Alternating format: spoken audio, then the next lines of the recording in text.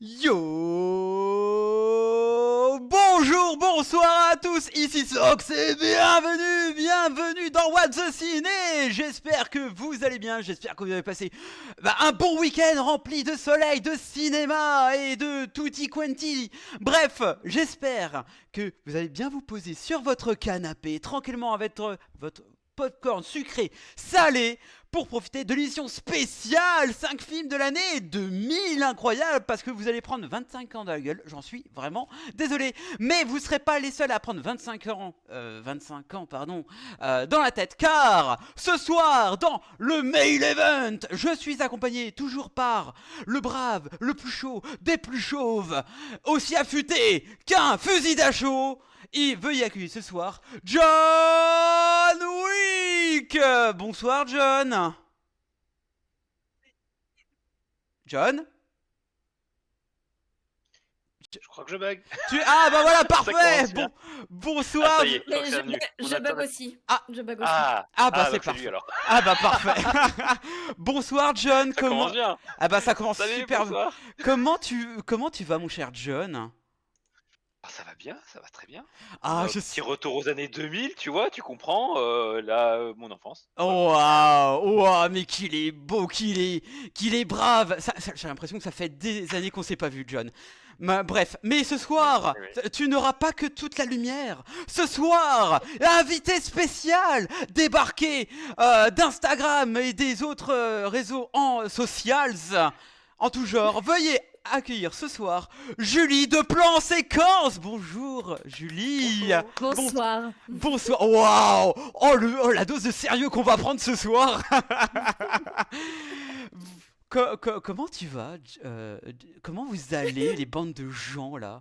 Comment vous allez là en cette soirée follement nostalgique? Mais ça va très bien. Bah moi aussi j'étais jeune hein, dans les années 2000. J'étais au collège. Alors j'aime bien, moi aussi j'étais jeune dans les... Ah ouais, non mais parce que là on est des boomers, on est des trentenaires, voilà, on n'a qu'une seule Mais patte. oui. Bref, bonjour Wallbray, mais ça serait pas notre cher Dono, nos chers Donono dans le milieu.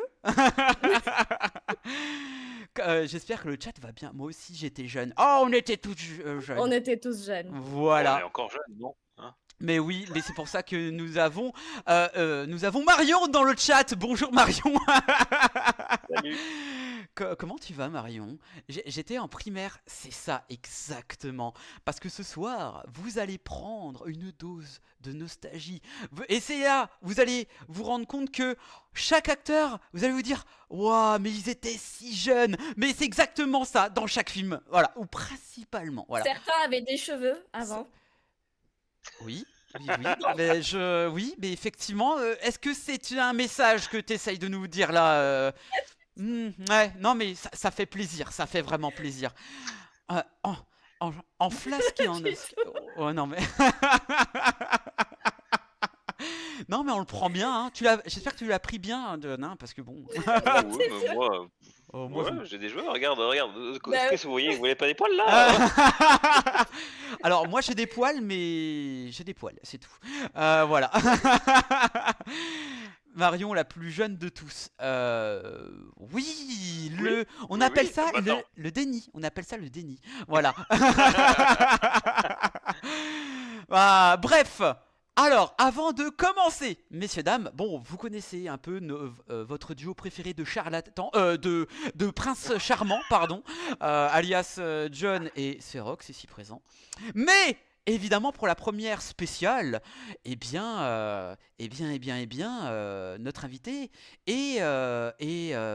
fera, je sais pas, vous l'entendrez plus ou moins sur Instagram, plus ou moins sur Spotify et un peu moins en moins sur Twitter. Mais ça va se faire, bref. Mais Julie, qui es-tu, Julie? Peux-tu te présenter, Julie? Bonjour, c'est Bon. Julie. Bonjour, Julie. Bonjour Julie. Julie. Par contre, j'aime pas du tout votre chat parce qu'il y a un commentaire. Julie était déjà super veillante. Non, mais en fait, Une deuxième.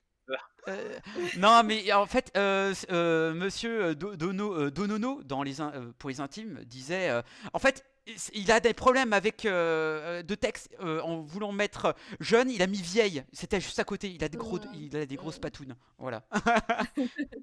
Bon, oui. Donc du coup, bah, moi j'ai lancé mon podcast Plan Séquence, qui sera bientôt, dont le premier épisode sera bientôt diffusé, là, la semaine prochaine. Je suis avec une super équipe. Il y en a certains que j'aime plus que d'autres, mais ça, faut pas le dire.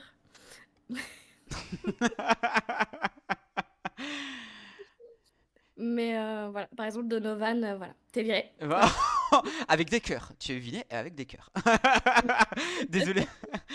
Et Mais voilà, on est une équipe, on parle un petit peu d'actualité, des sorties de la semaine. On publie aussi sur Instagram des critiques de films qu'on va voir au cinéma, voilà. Et des fois, on fait aussi des critiques un peu rétro, un peu voilà, rétro. comme ce soir. Un peu Un rétro, peu quoi. rétro. Un peu rétro. Et puis voilà, on a d'autres projets qu'on va bientôt lancer aussi, mais je dis rien pour l'instant. Oh, et ben voilà, elle fait une présentation, mais elle veut rien dire. Super. Merci l'invité. Ça fait. Mais je Effectivement. peux pas tout Ah dévoiler, bah, tu comprends? bah oui, il faut rester avec avec Mais oui, un élan de mystère. Voilà. mais oui. Voilà, comme dirait Martin. Voilà, allez, merci, merci, merci, merci. Voilà, voilà. Bref, donc retrouvez Plan Séquence sur Insta. Donc si Wallbray, aka Dono, peut mettre les liens sur le chat, ça serait avec grand plaisir. Bref, Insta et bientôt Spotify. Voilà, surtout Insta. Bref. Ce soir, évidemment, nous resterons dans l'année 2000, nous resterons fixés dans les années 2000, car on va vous parler ni de 1, ni de 2, ni de 5. 5 films qu'on a sélectionnés avec l'équipe. Bah après, Julie n'avait pas son mot à dire, On m'a imposé les films, quoi. elle a proposé, on a On m'a imposé. Oui, on m'a ouais, imposé, tout de faut suite dire. des mots si doux de ta part, Julie, ça fait toujours plaisir. Voilà. Et du coup, on va parler de 5 films, mais pour les gens qui ne savent pas qu'on va parler, ça sera vraiment ça sera le mystère. Martin Mystère à votre service. Bref, j'ai déjà assez dit. Bref, ce soir, on va parler. Déjà, on va commencer par un film d'amour. Ensuite, on va passer d'un film d'amour à un film d'action. Et ensuite, Tutti Quanti, d'un des meilleurs films de super-héros. Et ensuite, Tutti Quanti et d'autres films. Voilà, je vous en dis pas plus. C'est parti pour le premier film de ce soir. Et c'est un film hongkongais, si je ne m'abuse. On va parler de In the Moon for Love. Je suis... déjà, elle me fatigue. Voilà, elle me fatigue. In the Moon for Love. Et c'est parti pour, évidemment, la bande-annonce. Soleil apparaît, un autre jour, justement comme hier.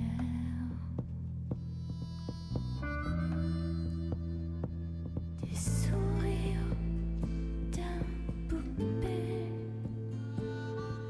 des caresses sans amour. Cette fille-là ne m'a rien apporté.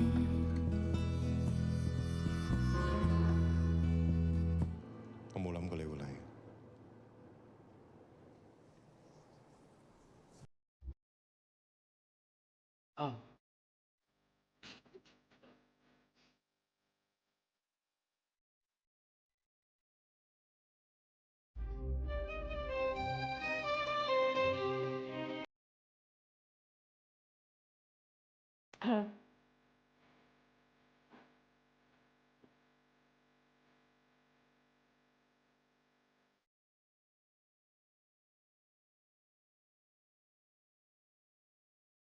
I'm the Valkyrie.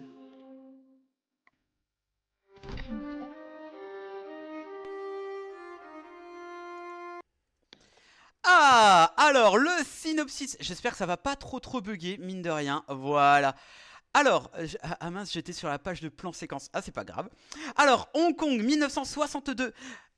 Monsieur et Madame Cho emménagent dans leur nouvel appartement le même jour que leurs voisins, Monsieur et Madame Chan.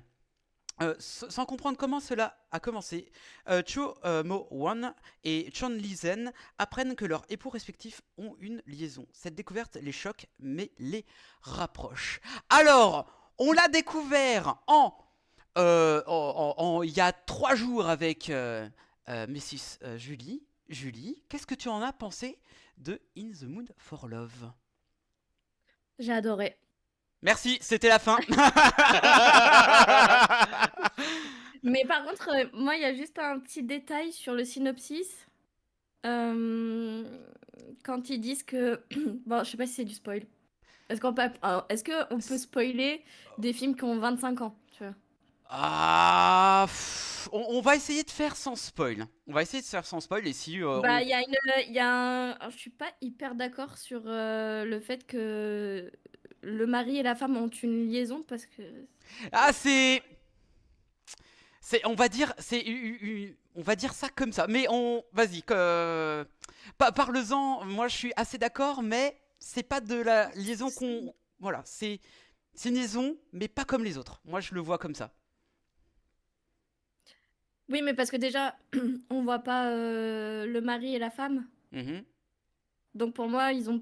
Enfin, c'est pas clair. Tu vois ce que je veux dire ou pas? Ah oui, mais je vois. Mais Ouais. vas-y, va pour la critique. Je suis. Ah bah, alors moi, Alors, je m'attendais pas à ce genre de film. Je savais que j'allais aimer parce que bah il y a des plans qui sont magnifiques, les robes sont magnifiques. Je veux toutes ces robes. Les acteurs, enfin, ils jouent super bien. Il y a des plans, mais vraiment des plans de malade. Vraiment des plans avec des effets miroirs. Bah, il y a un plan où ils sont dans une chambre d'hôtel et vraiment les plans sont en double. Il y a un jeu de miroir. Il y a aussi un jeu. Bah, elle est raccord avec le décor qu'il y a autour. Enfin, tout est bien. Le scénario est pas mal, même si du coup. Ce qui m'a beaucoup dérangé dans ce film, c'est la fin. Enfin, plus la deuxième partie fin du film, où vraiment, j'ai pas vu l'intérêt de la fin. Toute la partie historique, enfin, c'est pas que j'ai pas vu, c'est pas que j'en vois pas l'intérêt, c'est que en fait, moi, j'aime pas les films qui finissent pas bien. Je sais pas comment Ah, dire. D'accord. d'accord. Ah, d'accord. Ok. Qu'il n'y a pas de finalité. En fait, on sait pas ce qui arrive au personnage. Ça finit trop bizarrement pour moi, en fait. Je sais pas Ça finit sur comment. un secret murmuré Voilà, dans le c'est ça. mur. Mm, c'est ça. Après, il y a une signification parce que Oui. du coup, ce personnage en parle juste avant, donc il y a une espèce de logique. Mais voilà, non. La fin, j'ai pas aimé. Ah. Ah, ok, Voilà. très bien. Et du coup, je lui ai mis 4,5 sur 5 sur Letterboxd. Ah, c'est assez étrange Ah. quand même. Ah, mais c'est très très bien. D'ailleurs, suivez-nous sur Letterboxd, évidemment. Julie Plan Séquence et Rox, c'est très bien. Bref, du coup, je pense qu'on va y revenir. John, je vais te laisser en dernier parce que je fais ce que je veux. Non, non, parce que je pense que tu auras un avis beaucoup plus construit que moi parce que c'est ton genre de cinéma. Et effectivement, étant donné que je l'ai découvert en même temps que Mrs. Julie ici présente, je m'attendais vraiment à pas vraiment aimer le film. Ah, parce que le rythme lent, j'avais très peur. J'ai dit, oh là là, si c'est comme 2046, où je n'aime pas du tout 2046. Enfin, en fait, le film m'a laissé complètement de marbre, et vu que c'est le même, je crois que c'est le même réal, la même actrice, Oui. donc du coup, C'est euh, même le film avant en fait. bah voilà, c'est pour ça, on a appris de ses C'est erreurs parce que apparemment. 2046, si tu regardes bien dans In the Mood for Love, l'appartement où ils étaient, justement où ils allaient, c'était l'appartement de Oui, 2046. c'est vrai, exactement, j'aime le clin d'œil. Concernant la fin, c'est un dialogue, est un retour vers la suite du film. Ok, oui, mais ok, c'est pour ça. Ah, peut-être, c'est pour ça que j'ai pas trop vu. Voilà. Ouais. Alors, et du coup, comment vous dire que je suis tombé amoureux? Mais alors, pas du film, mais je suis amoureux de la madame, de ses tenues incroyables. Mais au-delà de ces tenues qui normalement, oui, c'est lambda et tout, ces tenues veulent tellement dire par rapport à la psyché de son personnage, voire même au monsieur. On dit beaucoup que l'actrice elle crève l'écran. Mais il faut surtout pas oublier l'acteur, son binôme, qui est aussi son jeu est tellement magnifique. Cette relation qu'ils ont entre les deux sont majestueux. Et du coup, j'ai beaucoup aimé aussi une des scènes, la scène où il se voit brièvement dans un escalier et tout, où Madame, alors je vais trouver le nom, où l'actrice principale ramène, je sais pas, une espèce de seau où il y a des pâtes, des nouilles chinoises, si j'ai bien compris. Et en fait, Oui. il y a une espèce de jeu, déjà le jeu de regard et tout, avec une espèce de mysticisme, avec la musique qui nous emporte. Tu dis, ah, il se passe quelque chose. Et avant cette scène de rencontre, il y a la scène où la femme parle avec son patron, où il se dit par rapport à la couleur de la cravate, il faudrait que la cravate soit un peu plus rouge, un peu plus élégante et tout. Et le patron dit, ah ouais, bah, bonne idée, en gros, hein. Et au moment où les deux tourtereaux se retrouvent, cravate rouge, c'est là, elle se dit, ah merde, j'ai parlé de cravate. Enfin voilà, elle le voit grâce à la cravate et pas que ça. Et je sais pas, il y a une espèce de vraiment avec les décors, les costumes et tout, qui vont tellement avec les personnages, qui vont vraiment les englober. Et c'est rare voir les films au-delà de leur aspect vraiment de la relation. Si je peux me permettre de faire la parallèle avec L'amour au présent, sorti en janvier dernier, il y avait une super relation entre Florence Pugh et Andrew Garfield, mais ça tenait que là. Là, In the Mood for Love, il y a vraiment cet amour maudit, avec vraiment cette fusion d'amour, mais dans cette fusion d'amour, il y a les décorations, les bâtiments, cet aspect pas politique, philosophique qui s'emmène un tout, et tout ça avec l'amour maudit où ils s'aiment, mais leur amour est impossible. Et à briser vraiment, ça brise vraiment le cœur de voir de par leur loi stupide et leur façon de voir comment la société les traite, eh ben, ils ne peuvent pas vivre leur vie. Ou alors, à quelques nuances près, à quelques laps de temps près, ils ne peuvent absolument pas se voir et ni même se toucher. Et rien que même les cartons dans ce film, alors que généralement, quand le cinéma utilise des cartons pour dire quelque chose, c'est un peu vide. Là, ce n'est pas vide de sens, ça s'incorpore très bien dans le récit. Et pour revenir à ce que tu as dit, Julie, la fin où on a été un peu dubitatif, où on ne comprenait pas du tout la fin, pourquoi ça se passe au Cambodge. Et en fait, si on est vraiment, si on rate, par exemple, où on n'est pas vraiment à l'affût d'une phrase, et ben, on est complètement Oui. paumé, on va se dire, ah mais c'est nul. Et ben finalement, Oui. on reste plus dans la mythologie de l'amour, de l'amour impossible, où cet amour maudit devient secret, gardé dans un temple mythique. Moi, je l'ai trouvé, voilà, et on peut dire mythique à la fois mythique dans la mythologie et mythique site de rencontre. Voilà, j'ai trouvé ça intéressant. Voilà. J'en ai marre. Bref, voilà, j'ai été vraiment sublimé, mais j'ai pas, ça va pas tirer la carte de attire l'arme. Ça va pas te dire, regardez, les deux personnes Mm. sont tristes. Ah, regardez, elles sont Oui. amoureuses. Ça va pas vraiment tirer sur la musique, sur non, non, vraiment, ça va tirer sur quelque chose de juste, quelque chose de non, de pas du genre, regarde, ils s'aiment. Ça fait du genre, regarde, ils s'aiment, incroyable. T'as vu, abonne-toi. Non, là, c'est vraiment, c'est très c'est vraiment dans l'intime. Et j'avais noté aussi que la caméra, et je pense que tu pourras en redire plus que moi, John, pour ça. La caméra filme l'intime, mais ne va pas dans le piège de comment je pourrais dire, de quelque chose de malsain. La caméra reste vraiment dans film tout juste l'intimité entre deux personnes et pas dans ce qui est malsain. Voilà, un film magnétique et mystérieux, effectivement. C'est pour ça que je te laisse la parole, mon cher John.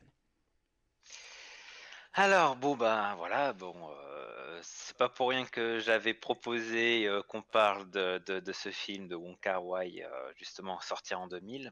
On avait plein de choix hein, pour les films des années 2000 et celui-là forcément tout de suite je me suis dit année 2000 forcément In the Mood for Love. C'est le film qui m'a marqué de l'année 2000 malgré que bon on en a déjà parlé de plusieurs comme Memento, Gladiator et je sais plus ce qu'on a parlé d'autres.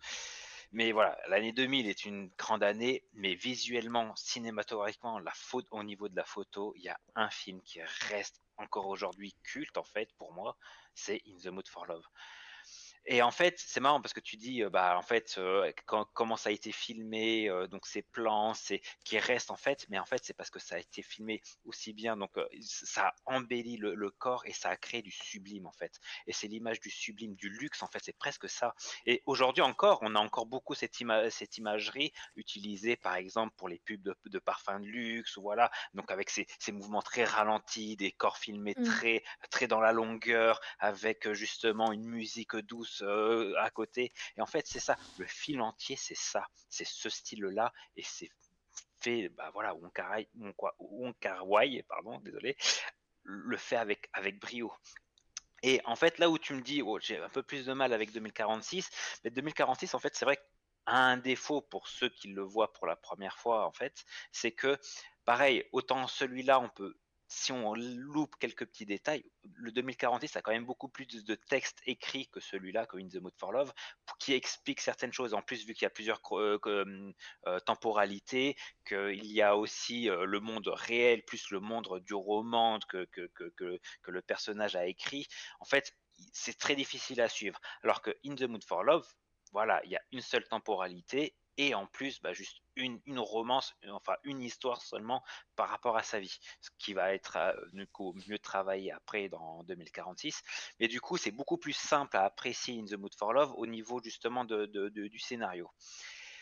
Et en fait, c'est ça, c'est aussi un travail, donc en plus de l'esthétique, en plus du sublime qui a été fait, c'est un travail entre les personnages, entre leur vision du monde, leur vision de l'amour, voilà, parce que c'est quand même aussi, il y a une infidélité en fait c'est voilà, l'auteur nous parle de quelque chose d'important, c'est ce qu'est l'infidélité, la relation amoureuse, et en fait, l'infidélité, comme on dit, consommée vraiment, voilà, a été fait par le mari et la femme qu'on ne voit pas. Par contre, en fait, voilà, cette infidélité, on va dire, plus poétique, plus travaillée, mais du coup secrète, elle est faite par nos deux personnages-là.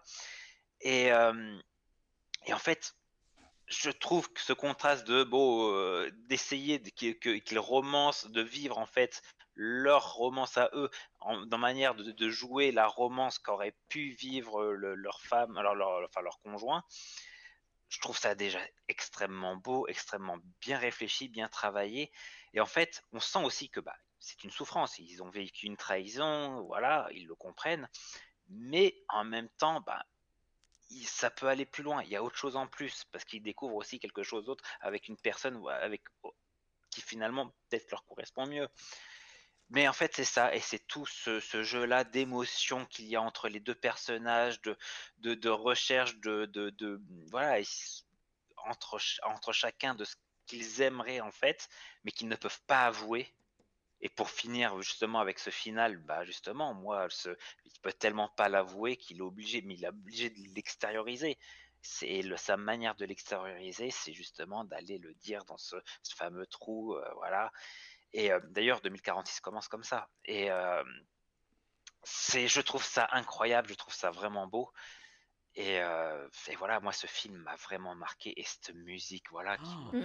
je Elle est l'entends en elle est boucle trop encore. exceptionnelle. Elle est C'est exceptionnelle. exactement ça. Et franchement, tout le travail sur ce film est sublime. Vraiment, moi, Mmh. si j'ai un mot à dire sur ce film, c'est le travail du sublime, que ça soit au niveau émotionnel, que ça soit au niveau de la photo, que ça soit au niveau de la musique. Voilà, c'est du Wong Kar-wai. C'est pour ça qu'on l'aime et c'est pour ça que voilà, c'est du grand cinéma. Moi, c'est le cinéma que je défends toujours. J'ai du mal à le défendre, hein, surtout aujourd'hui, mais c'est le cinéma que j'aime voir et c'est le cinéma qui me fait rêver. Et voilà, bah, Mmh. voilà, c'est pour ça que ça tombe bien qu'on en parle en plus en premier, parce que voilà, c'est l'un.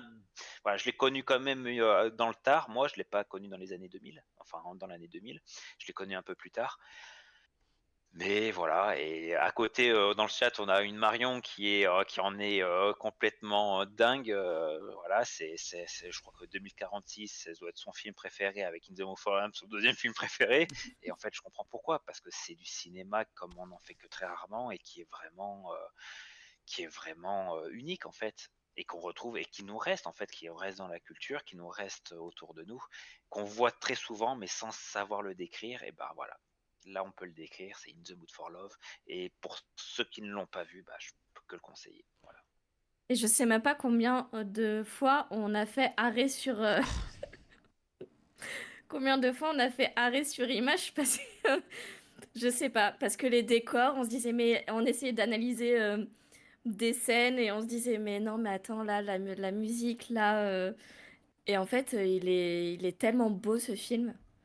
Mais il y a tellement aussi un joli travail sur les lumières, Ouais, on en parle très ouais, peu, hein. Parce qu'en Incroyable. réalité, ouais, les lieux sont tellement, enfin c'est plutôt étroit, hein. Ça représente quand même la Chine, vraiment ces villes très étroites, ouais. il n'y a pas beaucoup de choses en fait, mais ça a l'air très encombré, mais c'est tellement bien travaillé dans la lumière, dans la couleur, même le jeu de fumée en fait, il y a toute une façon un travail là-dessus.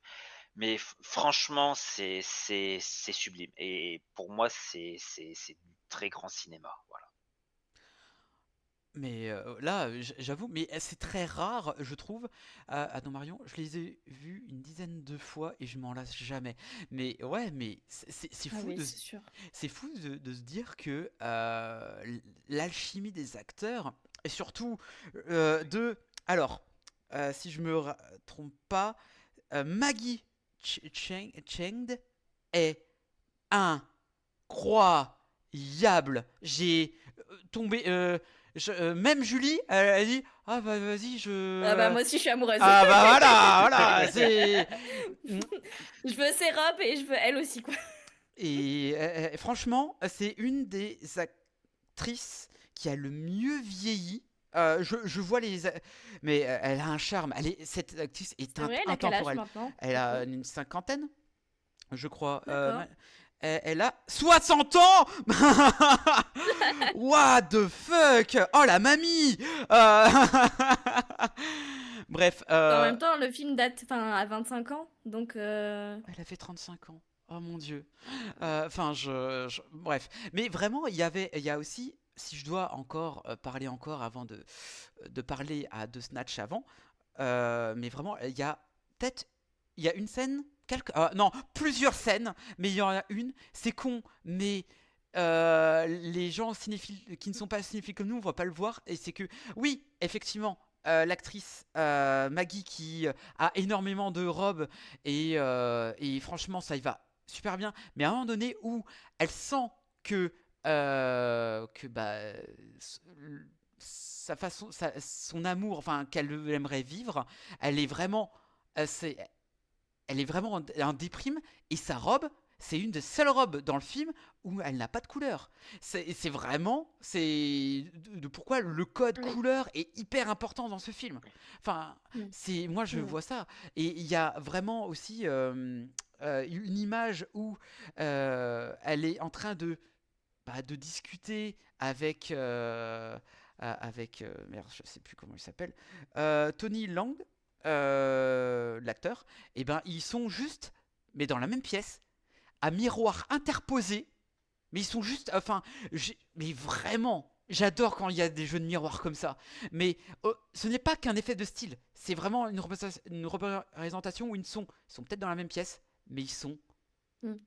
ils sont très différents. Ils ne peuvent pas être vraiment sur la même longueur d'onde de par leur milieu. Et ça, c'est Ah oui, incroyable. c'est incroyable.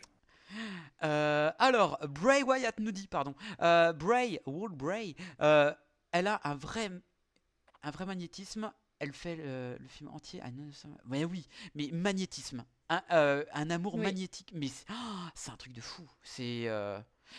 Mais franchement, s'il y aurait eu un baiser, mais vraiment un baiser dans ce film, comme je l'aurais fêté comme une victoire de finale Coupe du Monde. J'aurais fait wouhou. Et ben non.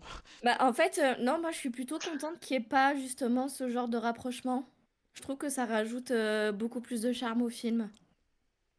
Justement, de pas avoir cet aspect proche physique, quoi. Oui. Après, tu l'as dans 2046. Ah, Je suis désolé, j'ai pas réussi.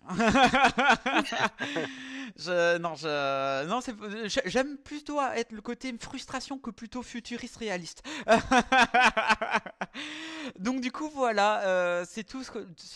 Bah, je crois que c'est le meilleur film de cette soirée en tout cas, qui nous prend aux tripes et au cœur, surtout au cœur. Voilà et enfin voilà, ouais pareil, j'ai mis 4,5 sur Letterboxd aussi. Voilà, mais pour de bonnes raisons. Pour moi, c'est Voilà. un 5. Ouais, évidemment, évidemment. ah Mais ouais, moi j'ai trop du mal à mettre 5 étoiles. 2046. Moi, Oups. je le mets. Enfin, bref, messieurs, dames, on vous conseille d'aller voir In the Mood for Love, disponible sur Universiné. Voilà, ça peut être intéressant. Donc, moi, je l'ai payé 6 euros. Donc voilà, mais 6 euros avec tout l'Universiné. Donc, du coup, allez voir, il y a des vraiment très bons films. Genre, il y a tous les Dragon Ball. Allez voir, c'est super cool. Un seul film mérite 5 étoiles. Oui, Jurassic Park. Bref, pour le deuxième film de cette soirée, nous allons changer complètement d'univers et de pays. De Hong Kong, on va passer en Angleterre. Et c'est parti pour parler de film de Guy Ritchie, si je ne m'abuse. On va parler de Snatch. Snatch. Et c'est parti pour le show. Et c'est parti pour la bande-annonce. Et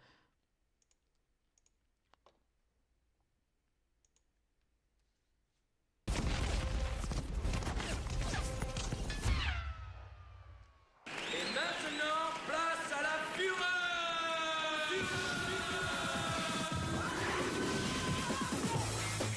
Frankie Quatre-Doigts a un diamant gros comme le poing. 86 carats. C'est des choses que j'ignore. Waouh, pas un défaut. Où? Londres. Tu sais bien, fish, chips, tache de thé, Mary Poppins, Londres. Pourquoi tu me parles de diamant? Je suis dans la boxe. J'organise un combat à poing nu alors je veux une manouche. Quoi? Tu peux me redire ça? Tu quoi? Pourquoi est-ce que tu portes une arme? Pour me protéger. Te protéger de quoi? Des Allemands? Ouvre la mallette et file-moi les cailloux. Il était seul à avoir la combinaison. Et tu l'as tué. Comme dirait la Sainte Vierge de sa voix douce. Répète voir. Où est le caillou? Tu la fermes et tu t'assois, grosse burne. Alors je t'appelle comment? Appelle-moi Suzanne si ça te fait plaisir. Je me fous que ce soit un Mohamed Ali croisé avec un Bruce Lee. Tu te couches au 4e. Merde. Quand on fait partie d'un gang, on est censé savoir se débarrasser d'un cadavre. La meilleure façon, c'est d'en nourrir les cochons. Il suffit de les mettre à la diète quelques jours. Pour un cochon affamé, des morceaux de cadavre, c'est du coq au vin pour un poivron. Rien à déclarer? Si, n'allez pas en Angleterre.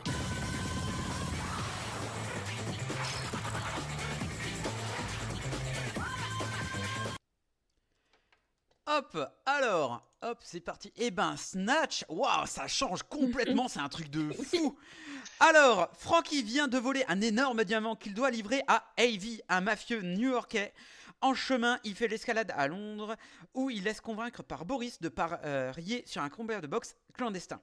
Il ignore, bien sûr, qu'il s'agit d'un coup monté avec Vinny et Sol, afin de le délester de son magnifique caillou. Turkish et Tommy, eux, ont un problème avec leur boxeur, un gitan complètement fêlé et qui refuse de se coucher au 4e round comme prévu. Déjà, le synopsis est dingue, Oui. mais ça n'a aucun sens. Et je vais laisser, cette fois-ci, Eh ben, John, John, c'est à toi de commencer. Bah alors, Snatch de Guy Ritchie, bah voilà, c'est comme le dit très bien notre ami Walbray qui dit bah c'est le plus Guy Ritchie des Guy Ritchie, bah c'est exactement ça. Et en fait, j'ai connu du coup Guy Ritchie justement par ce film-là. Je les ai tous pratiquement adorés, sauf le seul film que j'ai moins aimé de Guy Ritchie de souvenir, c'était Le Roi Arthur. Le Roi Arthur, c'est celui que j'ai eu le plus de mal.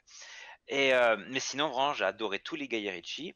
Et c'est un style assez particulier parce que c'est un style avec donc toujours dans l'humour, dans des scènes ultra rapides, mais filmées dans des angles assez original. C'est voilà, c'est quelque chose. En fait, Snatch, quand on regarde Snatch, bah en fait, on voit le style anglais. Vraiment, pour moi, le style anglais, c'est Guy Ritchie, c'est Snatch, quoi. C'est un style où, en fait, on va pas nous raconter une histoire comme on nous la raconte normalement. Elle va être plutôt déconstruite, plutôt un moment on va nous balader d'un côté, après de l'autre, et ainsi de suite, pour finalement tout nous ramener au même endroit à la fin. Et en fait, c'est un style qui essaie de nous, enfin c'est ce qui essaye de nous perdre justement, de nous faire perdre le film, mais en fait pour nous surprendre. Et en fait, j'en parle beaucoup hein, de l'humour absurde, voilà, dans cette émission, de l'humour absurde, voilà, de la surprise. Et en fait, pourquoi j'en parle? Parce qu'en fait, c'est quelque chose que j'adore. J'aime l'inattendu. J'aime voilà, me dire, à un moment, me dire, bah, en fait, cette scène-là, je l'aurais jamais imaginé. J'aurais jamais cru qu'on puisse aller aussi loin. Et en fait, le style de Guy Ritchie s'y prête énormément. Et c'est ce qu'on voit dans Snatch. C'est-à-dire, tout va tellement vite qu'on se dit, bon, à un moment, ça va se poser, ils vont commencer à construire les choses. Non, non, ça s'accélère tellement qu'en fait, le ridicule, l'absurde, en fait, est presque normal, on va dire. Et voilà, qu'il y a un chien qui couine parce qu'il a mangé un. Et voilà, et qu'à chaque fois qu'il. C'est normal! Bah oui, c'est normal dans le film! Et voilà, et après que le mec dit, oh bah, on cherche un truc spécial. Bon, de toute façon, c'est le chien qui l'a mangé! Et finalement, bah, dans cette scène, ça part tellement dans le n'importe quoi que finalement, le chien le mange vraiment! Et c'est tout le temps comme ça, en fait. Et à chaque fois, on se dit, bah, le plus absurde qui peut arriver va arriver, et c'est le cas en fait, et c'est ça. Et en fait, j'aime bien parce qu'on est tout le temps surpris, et pour toujours après au final, finalement, avoir un petit moment où on se dit ah, ça je l'avais pas vu venir. Et voilà, et c'est ce qui est arrivé avec le final où finalement c'est ceux qui s'y prêtaient le moins qui on va dire faisaient le moins en fait était là juste pour essayer de s'en sortir, qui était pas là pour le diamant, parce que le film du film c'est quand même ce diamant. Bah, finalement c'est ceux qui s'en sortent le mieux. Et voilà, et franchement ce film, moi pour moi ça a été un vent de fraîcheur dans l'humour, dans le genre action, qui a essayé d'être copié, hein, mais que enfin voilà, les films de casse à la Ocean's Eleven et tout ça, bah, c'est ça, hein. C'est les Américains qui ont essayé de copier ce style-là. Ils ont pas réussi, hein. Toujours pas, Voilà. hein. Et en fait, c'est ça. Et c'est un style que voilà qui me plaît, qui me fait rêver, et qui après, bon, moi je trouve quand même qu'a été Revolver, si vous l'avez pas vu, il l'a maîtrisé aussi bien, encore rajoutant un côté un peu plus psychologique au personnage, beaucoup plus voilà, plus de réflexion.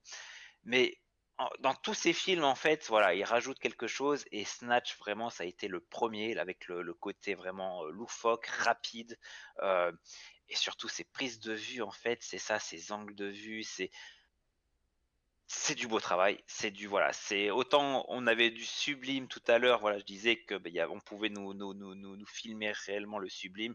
Là, en fait, on va nous filmer j'allais dire le ridicule presque, le ridicule, mais c'est fait de manière tellement réaliste et tellement avec plein d'envie que ça en devient mais tellement fort et beau que voilà, pour moi Guy Ritchie c'est un maître dans cette matière-là, et voilà, je peux que vous le recommander. Julie. Oui. Oui. Quoi? On est en direct? Alors moi je l'ai vu il y a très très longtemps. Donc, mais, mais moi, alors je suis pas une grosse fan de Brad Pitt. Ah. Mais pourtant, dans ce film, je le trouve tellement drôle. Et pourtant, enfin, Brad Pitt, moi, je sais pas un acteur que je trouve très drôle.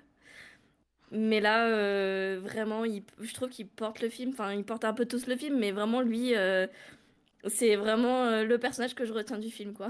Vraiment, avec son accent, vraiment, personne ne le comprend. Enfin, en fait, il y a tellement tout qui est ridicule dans le film que ça en fait un bon film au final.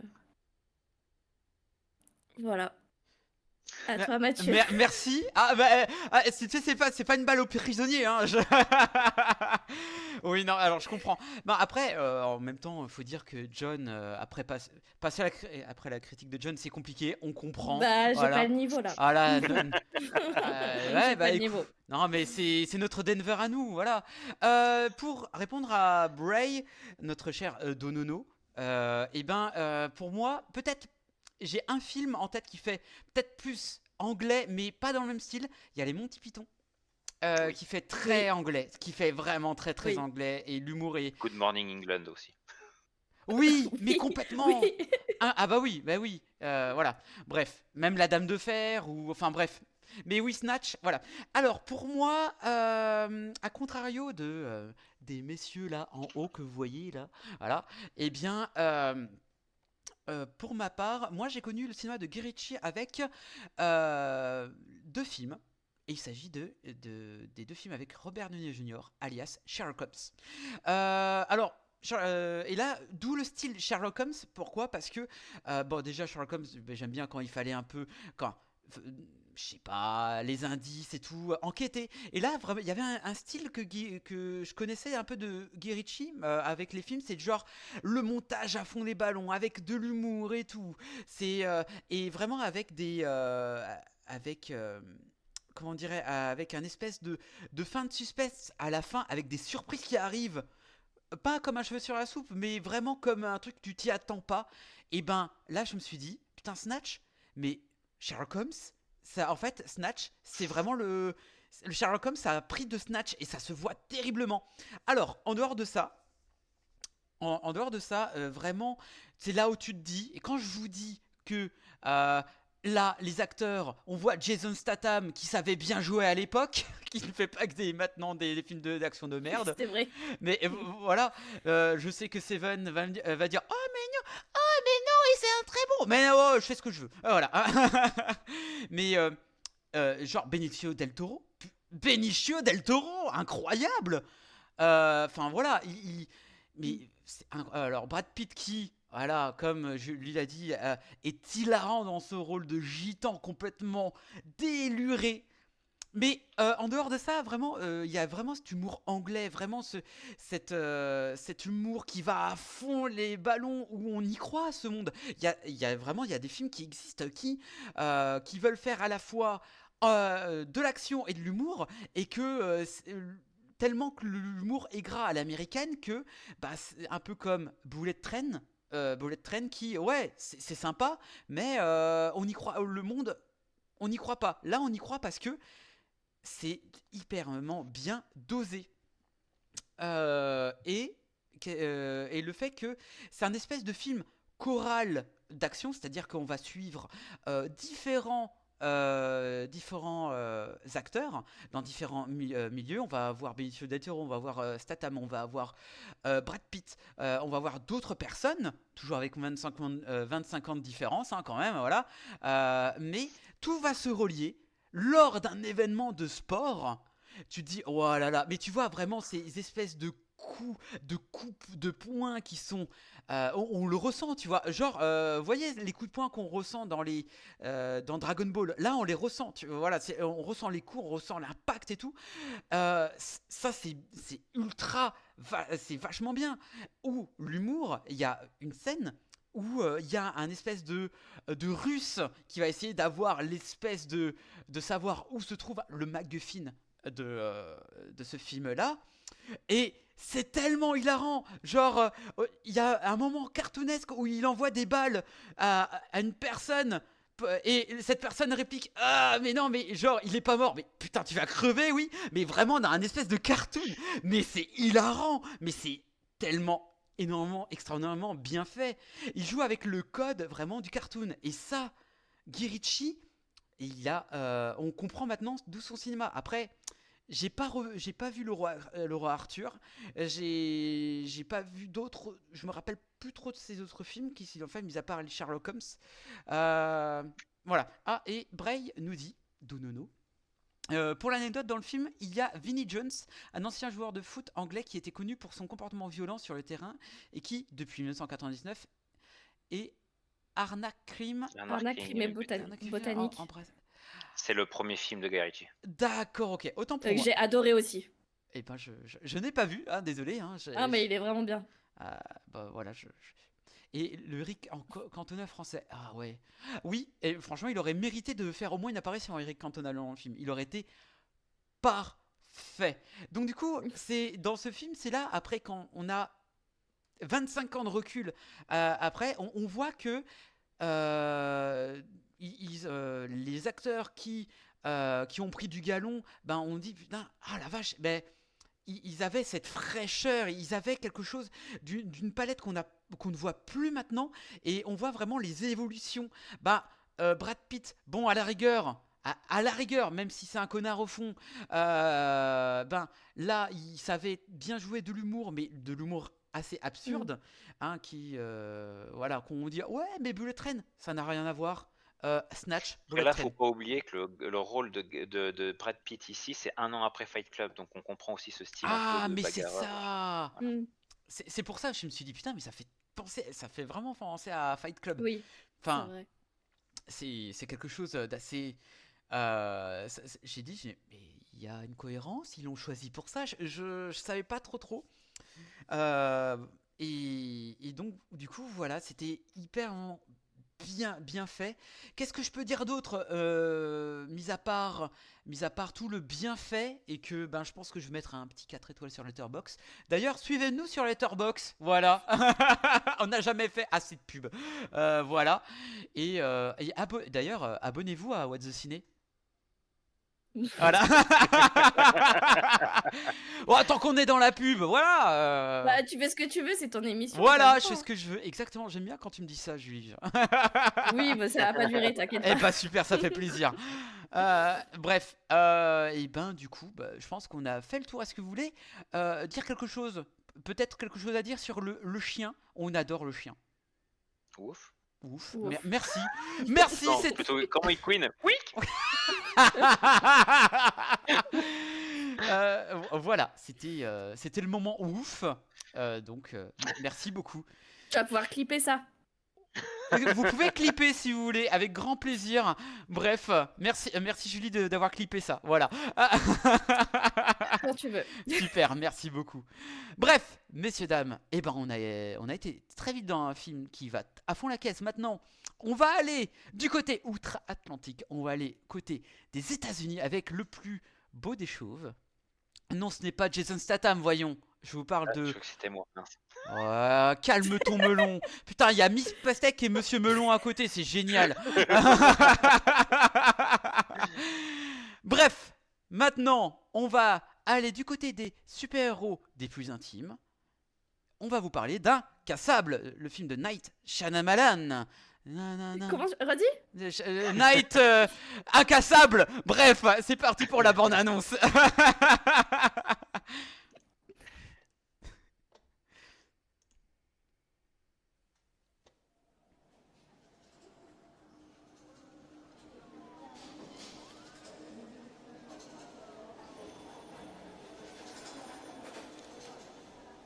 Bonjour.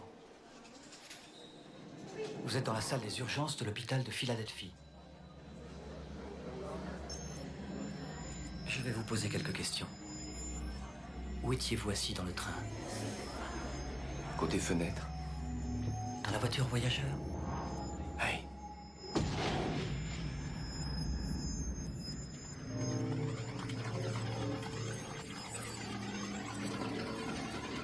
Vous êtes sûr? Vous étiez dans la voiture voyageur? Ouais. Où sont les autres passagers? Votre train a déraillé. Il est allé trop vite dans un virage. Un autre train vous a alors percuté. a retrouvé des débris sur 2 kilomètres.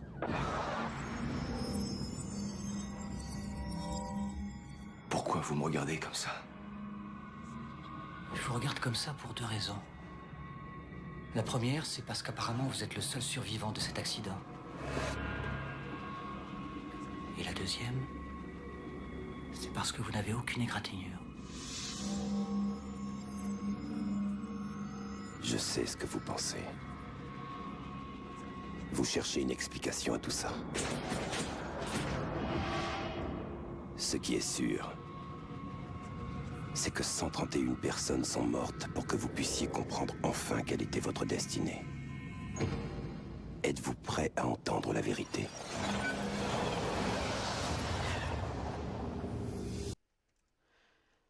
Alors, hop, scène numéro 3. Voilà, parfait. Eh ben, pas vu. Oh là là, qu'est-ce que tu rates, mon cher Donono. Bref. Voilà, t'as choqué tout le monde. Là, t'as Mais choqué. vraiment, Alors, vraiment. vous pouvez faire à 3 une tête choquée. 1, 2, 3.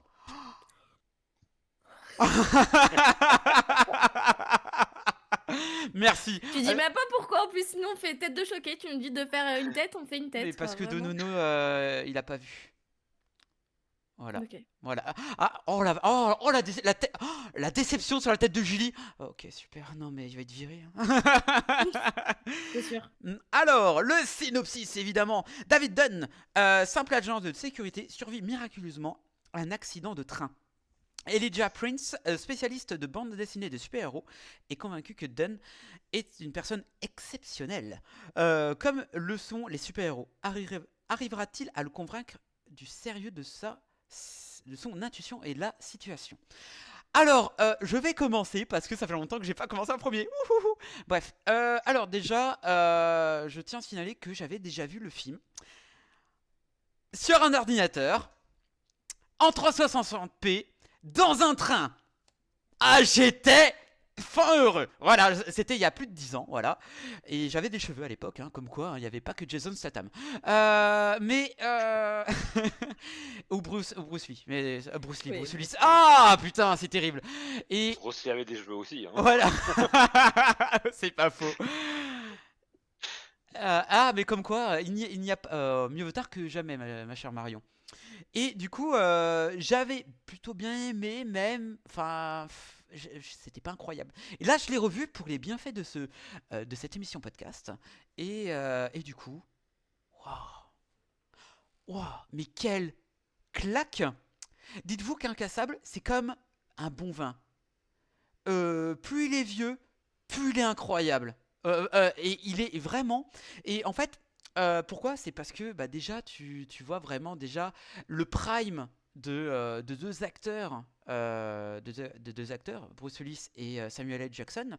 Bruce Willis qui normalement était vraiment la star de Die Hard, et tout, et qui est maintenant le petit protégé de Night Shyamalan. Shyamalan. C'est pas compliqué. Ouais, non, ça va. Ok, super cool.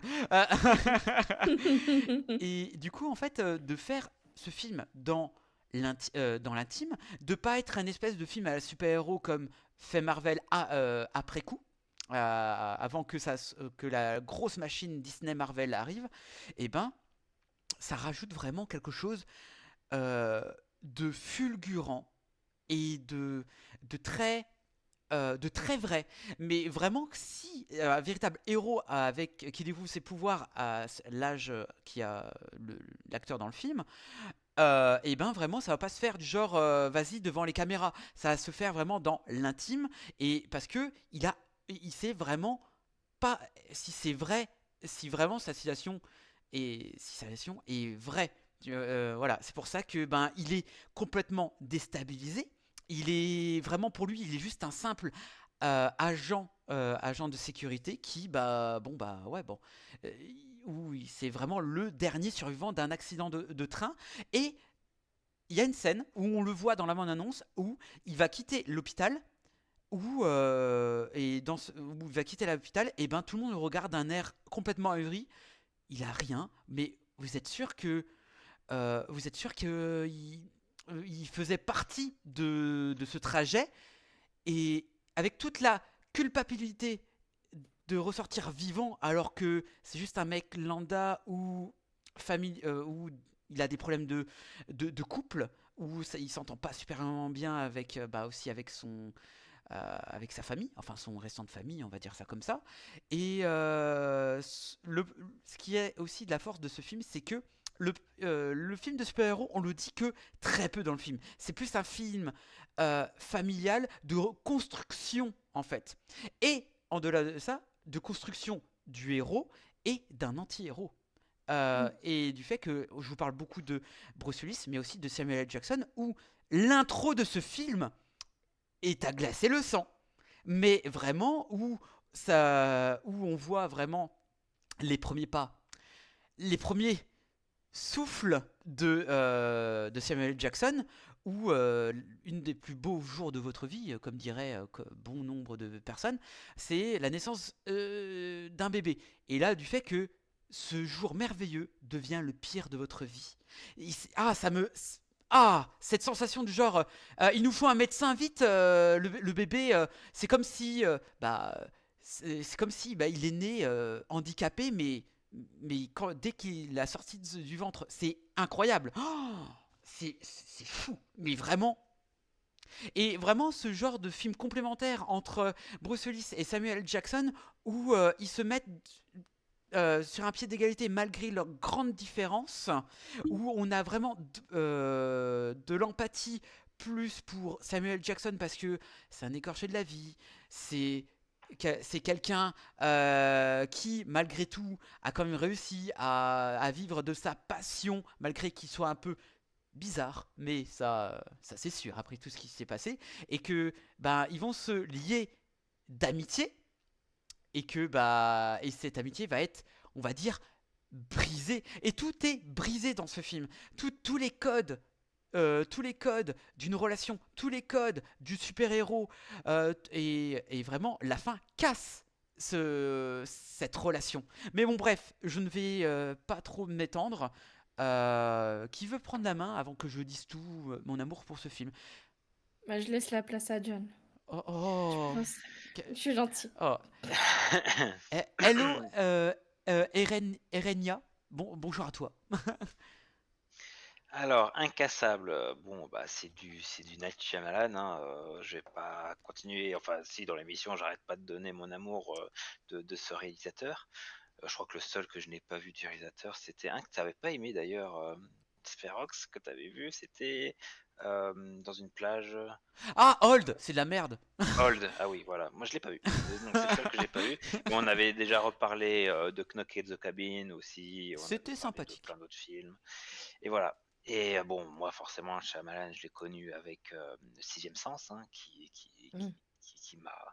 m'a ébloui, hein, qui m'a retourné le cerveau avec son fameux twist, voilà. Et en fait, c'est ça, hein, c'est un réalisateur qui a aussi ce talent pour nous amener du twist, pour nous amener en fait une autre vision de voir son film, et d'autres approches de voir son film, et pourtant il nous donne toujours plein d'indices dans son film, et il faut le rechercher, il faut le voir, et voilà. Et du coup, Incassable, donc le premier de sa trilogie des super-héros, c'est exactement la même chose, hein. C'est vraiment c'est dans la continuité de Sixième Sens, parce qu'il est sorti un an après. Et en fait, on le sent que voilà, c'est au moment où il est à son prime, hein, dans ce cinéma-là. Et en fait, on le sent, c'est un film qui est pourtant très lent, qui met du temps à se développer. On sent que le personnage principal, joué par un Bruce Willis, incroyable, hein, Bruce Willis, hein, toujours top niveau, hein. Il n'y a pas la cam. C'est normal, des fois ça bug. Ok. Impossible de régler ce bug. Et Marion qui dit, on en parle de la traduction du titre du film, pas du tout à la hauteur. Oui, parce que Unbreakable en anglais en fait signifie plus que juste incassable. C'est surtout dans le film parce qu'en réalité il y a plus c'est peut-être plus profond, parce que il y a plus de sens dans le film pour le word break que pour voilà. Donc je suis d'accord avec elle. Et en fait, voilà, c'est donc cet acteur qui porte le film hein, sur ses épaules aussi, hein, parce que voilà, il a une telle puissance de jeu et que pour un personnage aussi complexe que celui du personnage de Incassable, j'ai oublié son prénom, David, je crois. David, ouais. David. Et, et voilà, et qui dès le début en fait s'est filmé de manière un peu étrange. Au début en fait on voit un petit enfant qui se tient bizarrement sur le siège passager devant lui, et en fait après quand on voit le dialogue entre Bruce Willis et c'est la passagère à côté de lui, on voit la caméra qui bouge comme si en fait on le voyait dans le regard de cet enfant là qui était un peu perturbé, un peu voilà. Et j'aime bien en fait ces mouvements de caméra qu'il y a dans ce film, mais en fait là où ces mouvements de caméra prennent beaucoup d'importance, c'est que dans beaucoup de moments importants du film, notamment quand on voit le personnage de Samuel L. Jackson, en fait, on voit des moments où en fait la caméra fait une rotation. En fait, cette rotation, elle se retourne. On voit les choses à l'envers puis se retournent. Et en fait, tout ça, c'est tout le propos du film. Cette mise en scène, juste ces petites scènes là, voilà, cette mise en scène veut dire là où le film va vouloir nous amener. C'est on regarde quelque chose et en fait, il faut le voir à l'envers pour comprendre. Et en fait, tout le film, on a l'impression que c'est un film où on voit comme un film de super-héros lambda, où on va voir la naissance d'un super-héros. Sauf que ce n'est pas ça. Ce n'est pas juste la naissance d'un super-héros, c'est aussi la naissance de son opposé. Et en fait, voilà, j'aime ce film pour ça, en fait. C'est que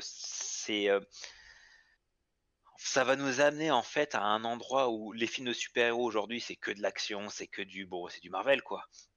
On a failli parler de X-Men justement, et en fait quand j'ai dit voilà, on a parlé année 2000, il y avait eu deux grands films de super-héros, donc Incassable et X-Men, et C'est moi vrai. j'ai dit non mais il y a un film de super-héros qui fait du cinéma et l'autre qui fait Oh, du X-Men, divertissement. Ça reste du divertissement. Bon, j'aime bien aussi, mais voilà. Et là c'est du vrai cinéma, comme on l'aime, enfin comme moi je l'aime en tout cas.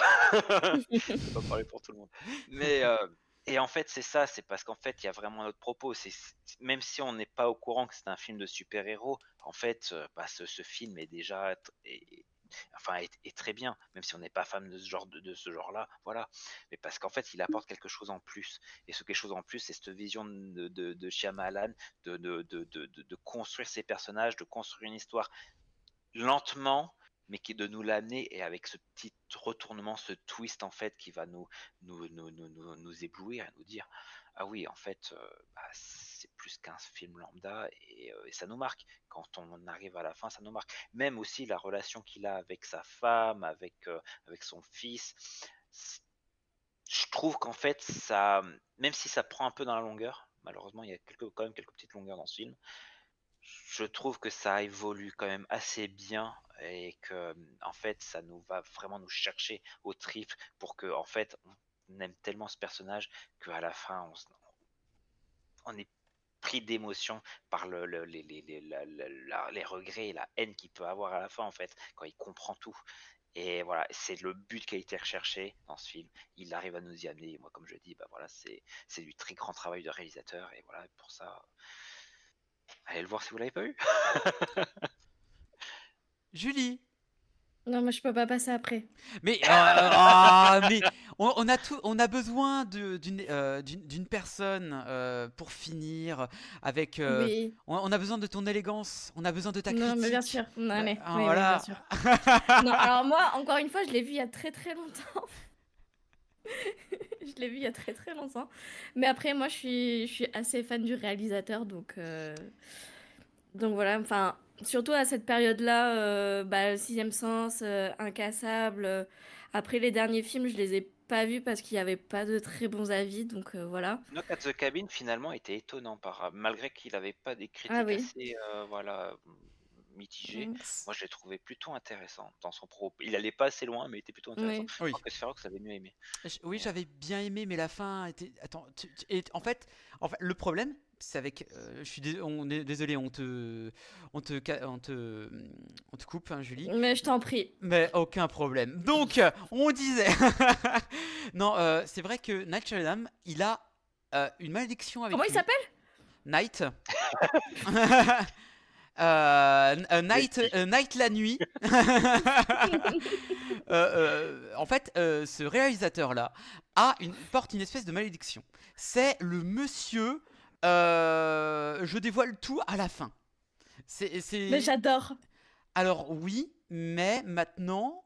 Alors oui, on adore, mais maintenant, quand il y a son nom qui est posé quelque part, on s'attend. Ouais, mais tu nous le feras pas parce que on va se prendre une claque à la fin. Et finalement, bah là, ces derniers films, c'était Trap, où il n'y avait pas vraiment de.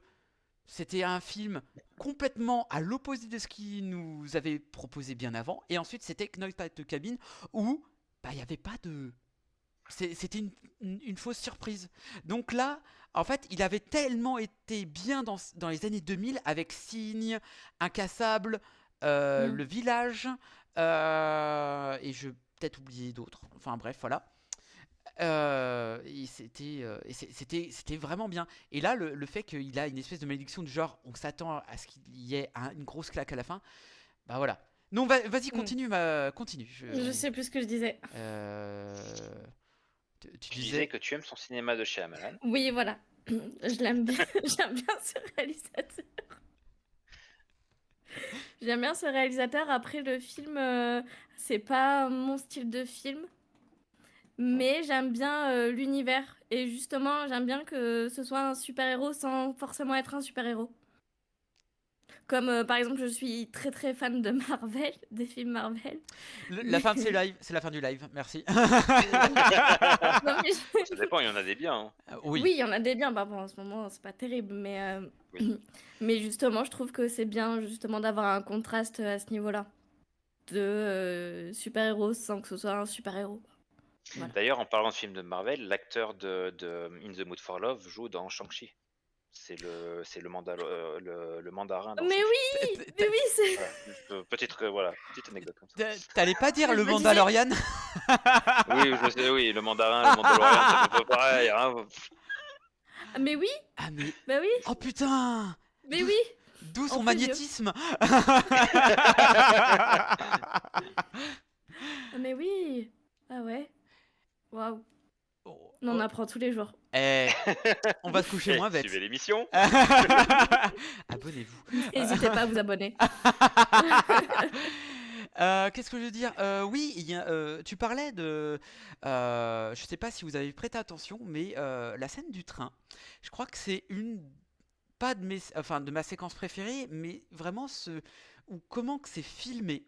Je me suis dit, je me rappelais pas de comment c'était filmé. La scène du train, en fait, il y a une espèce de. Alors, je vais le faire, hein. Voilà, pardon. Bonjour, excusez-moi, bonjour. Ici le vlog, pardon. Bref, donc du coup, en fait, la scène est filmée de manière très intimiste. Je m'explique. En gros, de côté, il y a David Dent, et d'un côté, il y a victime collatérale. Voilà. Et là, et c'est Rox, bonjour. Bref. Et du coup, en fait, à un moment donné, la caméra fait du genre, mais très fluide, genre ça va à gauche, ça va à droite, ça va à gauche. Enfin bref, vous m'avez compris. Et dans ce sens de caméra-là, tu dis, c'est bizarre, mais pourquoi c'est tout petit, c'est filmé comme si on était une enfant. Et finalement, en fait, on capte tout grâce à un regard d'une enfant, où on voit que David Dent il voit une jeune femme arriver, et bah, une image en image très explicative, ben, dire ah tiens, il me plaît, bah elle me plaît, tiens, bah je vais cacher mon alliance. Et de grâce avec ce regard de la petite fille, hein, j'ai l'impression de parler de loup-garou, hein, d'ailleurs, j'ai trop envie de les rejouer d'ailleurs. Grâce aux yeux de la petite fille, bah déjà tu as ce regard vraiment intimiste, et vraiment j'adorais vraiment cette compétence qui mettait Night à vouloir filmer avec l'aide juste d'une petite fille, et j'ai adoré vraiment. C'est ce côté intime où la caméra se pose sur le regard d'une personne, ce qui rend vraiment ce film beaucoup plus intime. Voilà, c'était juste ma petite anecdote, hein, un peu longue, mais voilà. Voilà. Bref, est-ce que vous voulez qu'on passe au 4e film, ou vous voulez qu'on rajoute quelque chose d'autre avant? Si je peux juste rajouter que ce serait dommage en fait pour ceux qui regardent Incassable de s'arrêter qu'à celui-là. Je trouve quand même que bah, même si c'est deux genres différents, par exemple Split, c'est vraiment plus dans l'horreur, mais la performance de James McAvoy dedans Ah est Incroyable. oui, incroyable. oui. Et, Incroyable. et voilà, et plus après Glass en fait qui apporte dans cet univers-là ensemble plus de réponses, qui approfondit encore plus ce personnage d'Elijah qui est déjà incroyable en tant que tel là, mais qui est tellement beaucoup plus dans l'intelligence. On comprend son intelligence, on comprend jusqu'où il est prêt à aller dans le troisième film Glass. Et franchement, si vous ne regardez, ce serait dommage de ne regarder que Incassable. Franchement, prenez aussi la trilogie dans son ensemble, parce que même si les autres films sont différents, dans l'ensemble, en fait, c'est un projet qui est incroyable et on sent que Night Shyamalan avait beaucoup à raconter. Mm. Et voilà, voilà, n'hésitez pas quand même à regarder les autres films. Voilà. Voilà. Glass, je pense qu'on en reparlera, Glass, je pense à un moment donné, pour des suites de films. Mais Split était vraiment incroyable. En même temps, il y a Anya Taylor-Joy qui est incroyable et James McAvoy, oh, mon Dieu. Incroyable. Oui. Et Glass, je suis très mitigé. Je l'ai vu une fois, mais peut-être avec le temps, il a bien vieilli. Mais j'en suis pas sûr. Mais enfin bref. Faut le prendre vraiment dans la globalité de la trilogie. Ouais. Si on le prend pas, c'est vrai que c'est pour ça que je dis de bien regarder la trilogie. Si on le prend de manière individuelle, c'est un film très moyen. Si on le prend dans la globalité de la trilogie et qu'on met en avant, enfin, on prend vraiment ce qu'il y a de bien des autres films, on se rend compte qu'en fait c'était vraiment un projet construit sur l'avenir, et même ça donne l'impression qu'il aurait dû y avoir une suite aussi et qu'il n'arrivera jamais parce que malheureusement Glass n'a pas marché. Mais voilà, on sent que Shyamalan avait beaucoup à raconter dans cet univers-là. Et voilà, voilà, moi c'est pour ça que j'aime aussi énormément Glass, c'est qu'on sent qu'il y avait beaucoup à raconter dans cet univers. Bah, il y avait beaucoup de saveurs aussi. De glace. Ok. Bon, bref. Vous avez compris, mais bon, voilà. Voilà.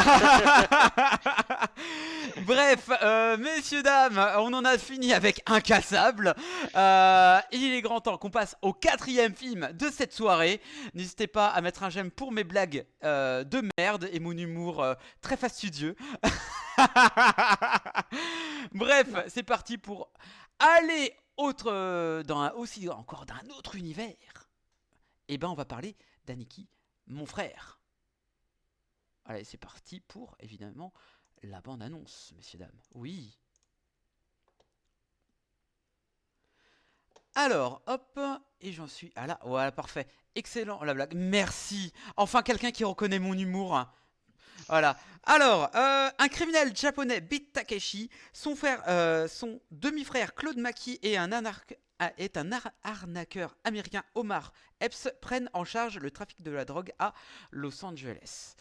Alors, John, tu vas commencer parce que je risque d'être très court avec ce film qui, pour ma part, je trouve que c'est le plus faible de toute la section.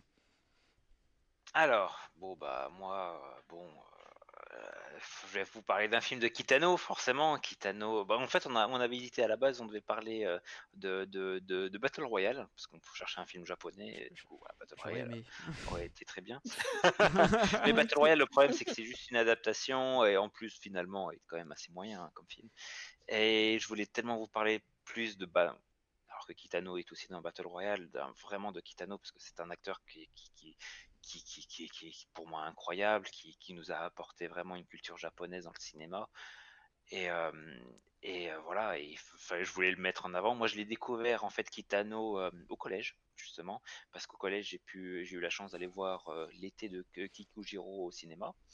À partir de là, donc j'ai adoré ce style-là, j'ai adoré le Japon, hein, le style japonais, le cinéma japonais, et j'ai commencé à suivre un peu plus le cinéma de Kitano. Donc bah forcément, j'ai adoré Hanabi, Sonatine, voilà ces films cultes quoi. Et en 2000 sort Aniki mon frère. Et bah, je vais le voir et franchement c'est un mélange en fait vraiment du style japonais, donc yakuza japonais comme il a l'habitude de faire qu'il avait l'habitude de faire à cette époque-là, Kitano, donc avec Sonatine ou Hanabi, mais avec aussi un peu plus la douceur et tout ça qu'on retrouve déjà dans son film juste avant, donc l'été de Kikujiro, où en fait bah, on sent un mafieux, un yakuza un peu dans la retraite, dans l'accalmie, voilà. Même si, en fait, Aniki, mon frère, on le voit dans la bande-annonce, c'est quand même un film très violent. Mais en fait, c'est une violence qui est quand même très, on va dire, apaisée. Pourquoi? Parce qu'en fait, on va avoir une énorme scène de violence, mais derrière, après, avec une scène, on va dire, plus poétique, plus calme, avec une musique incroyable. D'ailleurs, c'est du Joe Hisaishi, hein, la composition. Donc, avec des musiques, franchement, ça va vous faire pleurer. Et toujours, donc voilà, on voit juste un avion en papier descendre d'un gratte-ciel. Voilà, c'est vraiment des scènes lentes, juste deux personnes qui jouent au ballon sur une plage. Vraiment, après ces scènes de violence, on a toujours cette scène, on va dire, qui va contrebalancer ça de paix. Et en fait, ce que j'ai bien aimé dans ce film, c'est que c'est pas simplement un film de Yakuza comme on a déjà vu, hein, parce que sinon, il serait juste resté au Japon. C'est un film en fait vraiment sur la loyauté, qu'est-ce que la loyauté, qu'est-ce que la fidélité, qu'est-ce que l'amitié en vrai. Et, et c'est marrant parce que bah, c'est aussi le mélange donc culture japonaise, culture américaine entre le personnage de Kitano et de Omar Epps. Omar Epps qui d'ailleurs, soit dit en passant, a fini pas longtemps après ce film-là, il a eu un grand rôle dans un certain Doctor House. Hein, c'était l'un des personnages principaux de Doctor House. Oui. Voilà.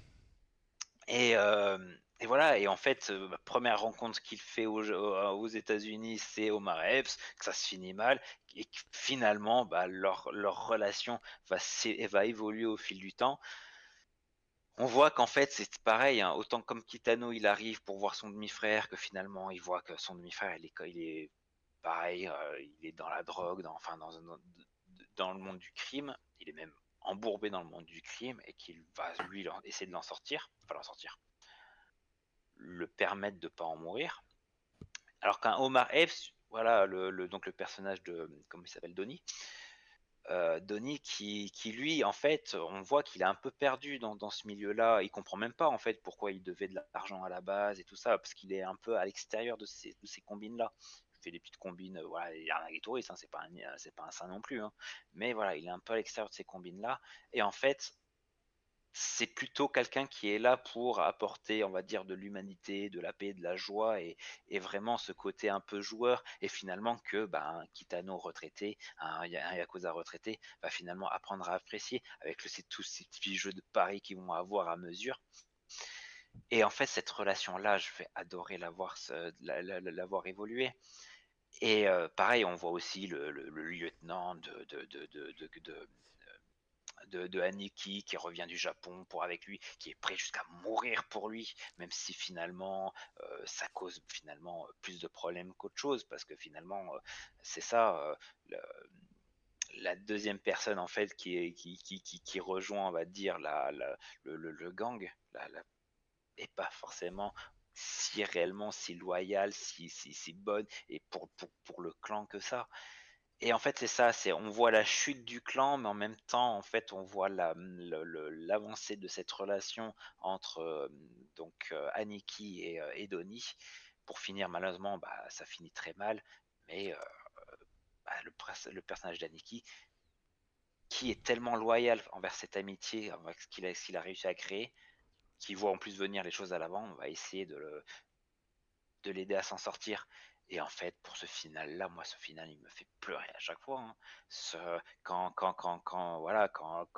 Donnie se rend compte du sacrifice qu'a fait Aniki pour lui, et voilà, avec cette musique de Joe Hisaishi derrière, juste cette plan sur lui dans cette voiture, et voilà, avec ces mots, bah, je t'aime Aniki, moi, ça me fait fondre en larmes à chaque fois, parce que, bah, en fait, c'est ça, c'est pas juste une histoire de gangster qui finit mal, hein, comme on en a vu plein, c'est aussi une grande histoire d'amitié, de loyauté, qui pourtant aurait dû être mauvaise, parce que voilà, mais avec ce fameux, tu sais, finalement, c'est moi qui t'ai bousillé l'œil, bah ouais, mais je le savais en fait. Et voilà, c'est cette beauté entre cette relation entre ces deux personnages qui, moi, m'a le plus touché dans ce film, qu'on retrouvera beaucoup, hein, dans les films de Kitano, des relations comme ça. Mais voilà, moi c'est ce qui me touche beaucoup dans le cinéma, dans ce style japonais, c'est vraiment ces relations humaines, très humaines. malgré tout. Et voilà. Même si c'est pas loin de loin, hein, c'est loin d'être le meilleur de Kitano. C'est un film qui m'a marqué, et voilà, et c'est un de ceux que vous pouvez découvrir, voilà, même s'il en a fait des meilleurs. Mais voilà, il a emmené un genre différent aux États-Unis, qu'il a fait pareil, juste après il a fait Zatoichi pour remettre, on en parlait parce que bientôt il y a le jeu de Go qui va sortir, où il a Mm. voulu remettre en avant le cinéma samouraï japonais. Voilà, qui avait été un peu perdu. Voilà, Kitano, c'est ça, il essaye de redonner en fait de son cinéma, de ce qu'il a aimé, euh, de l'apporter ailleurs, de le transmettre. Et voilà, ça n'a pas très bien marché aux États-Unis comme en Europe, mais ça, il a réussi à me le transmettre à moi, parce que c'est ça qui m'a fait aussi aimer ce cinéma-là, et que j'ai découvert autant de cinéma japonais. Donc voilà, je peux que vous le conseiller pour ça, si c'est une découverte, et après regardez vraiment toute sa filmographie, parce que c'est incroyable. Et les musiques de Joe Hisaishi, franchement, voilà, phénoménal. Du coup, ma question, t'as été payé combien pour dire que du bien de ce film? Ça a fonctionné, j'ai envie de le voir. Ah bah voilà. Là, Mais j'avoue, mais en fait, John, quand il aime un film, ça se ressent et c'est beau. Mais en faisant ça, il perd tous ses cheveux, donc du coup, je sais pas qu'est-ce que je dois faire. Après, alors là, tu vois, je te parle de ça, mais alors si jamais un jour on fait une critique de l'été de Kikujiro, Sonatine, ou voilà, des autres films de Kitano, mais voilà, c'est, on va dire, pour les films de Kitano, il est plutôt mid, hein. Mais voilà. Si je vous ai convaincu pour ça, alors imaginez les autres. Alors, je vais utiliser ma carte piège, mon cher, parce que pourquoi je dis que ce film-là est le plus faible des 5 de ce soir. Pourquoi? Ben, je sais pas si c'est le style, je sais pas si c'est le style, enfin, vraiment le style américano-japonais que j'ai pas du tout, j'ai pas vraiment plus apprécié de ça. En fait, je me suis dit, allez, ça passe, vu que il passe devant Battle Royale, et que Battle Royale, c'est une adaptation. Ah oh, déjà on se calme, voilà. Mais du coup, Aniki, je me suis dit, allez, ça peut être intéressant de ce côté gangster mafieux qui vient prendre l'ascendant des cartels à Los Angeles. Alors, ok, il y a de l'action un peu fun, l'action sanglant, très mafia, très un peu parrain, mais vraiment un peu plus sanguillonnant. Ça va entre le sérieux et un peu abruti par moment, parce qu'on voit l'amateurisme des dealers de drogue, et que cet amateurisme va grandir grâce à l'arrivée d'Aniki. Et donc du coup, la balance va être du 50-50, mais comme tu l'as si bien dit, Aniki va apporter sa dose de bonheur, mais plus de malheur, en voulant vraiment s'accaparer le camp de la drogue et des armes, etc. à Los Angeles. Et effectivement, je te rejoins encore cela. Alors, je vais te rejoindre, mais avec moins d'étoiles dans les yeux. C'est parce que, alors oui, je comprends que c'est un bon film. Mais je sais pas si j'étais trop hypé du fait que tu m'as dit ah non, il est vachement bien, tu vas kiffer et tout. Ou alors j'ai trouvé peut-être mieux. J'adore les films de gangsters. J'aime bien tout ce qui est un peu du genre mafia, de tout ce qui est un peu de la loyauté envers un gang et tout. Mais j'ai l'impression ce style. Là, je n'arrive pas, je ne suis pas accroché. Pourtant, je vois que Aniki et c'est vraiment la personne à abattre, ou la personne avec un certain honneur, avec une certaine dose de professionnalisme dans tout ce qui est des narcotrafiquants et des tueries en masse, où ça commence juste à une blessure à l'œil, et du genre quoi, c'est ton cousin, enfin c'est un gars de ta famille, du coup non, c'est pas lui, enfin c'est de la stupidité va vraiment à la déchéance de ce groupe-là, où il y a peut-être à un moment donné, et on le voit encore à la bande-annonce, j'ai l'impression que de me répéter, mais vous voyez vraiment plus dans la bande-annonce, où il y a une espèce de tir contre tir dans une pénombre, où l'action est menée par les flashs des flingues, que j'ai trouvé l'esthétisme vraiment très très bien. J'ai rarement vu ça, mis à part dans The Batman de Matt Reeves. où on tire sur le Batman et l'action est sublimée par les flashs des flingues. Vraiment, c'est cette scène-là que j'ai beaucoup aimée, mais dans l'action, j'ai trouvé vraiment. Il y a des scènes d'action où le réalisateur veut nous montrer à la fois il tire sur le mec s'écroule, mais du coup à chaque balle, et ben t'as deux scènes en un et moi ça me pique les yeux en fait. J'arrive pas à bien suivre. Peut-être c'est un problème de moi, de ma concentration envers le film. J'aime bien quand il y a un rythme effréné, mais là c'est, je sais pas ça. Oui, dans les scènes d'action, c'est très rapide. Ah, c'est c'est très trop. parce que c'est violent, donc c'est ultra rapide pour qu'on nous dégage ça parce que c'est trop violent en fait. Oui. Mais je comprends ce que tu veux dire. Ouais, voilà, franchement, ça va pas trop me parler parce que c'est pas une question de violence, hein. Violence, je pense que pour le prochain film, la violence, là, c'était vraiment une question de violence. Là, c'est vraiment la violence du genre, oui, tu te prends des balles et tout, oui, tu vois ça dans les films, t'as l'habitude, mais je sais pas, c'est vraiment une question de fragme dedans. Mais sinon, ouais, j'avais l'impression de voir mieux. Genre, par exemple, c'est con. Je vais prendre un film. Outre Hit.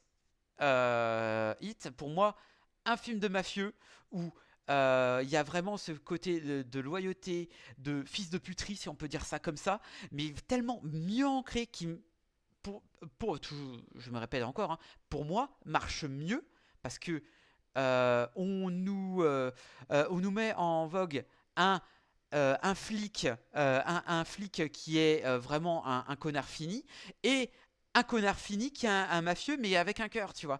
Là, ça marche mieux avec moi et aussi avec les scènes de tension. Là, la tension, oui, ça marche. Et arrive un moment donné où bah Aniki il va avoir très très mal. Bah oui, effectivement,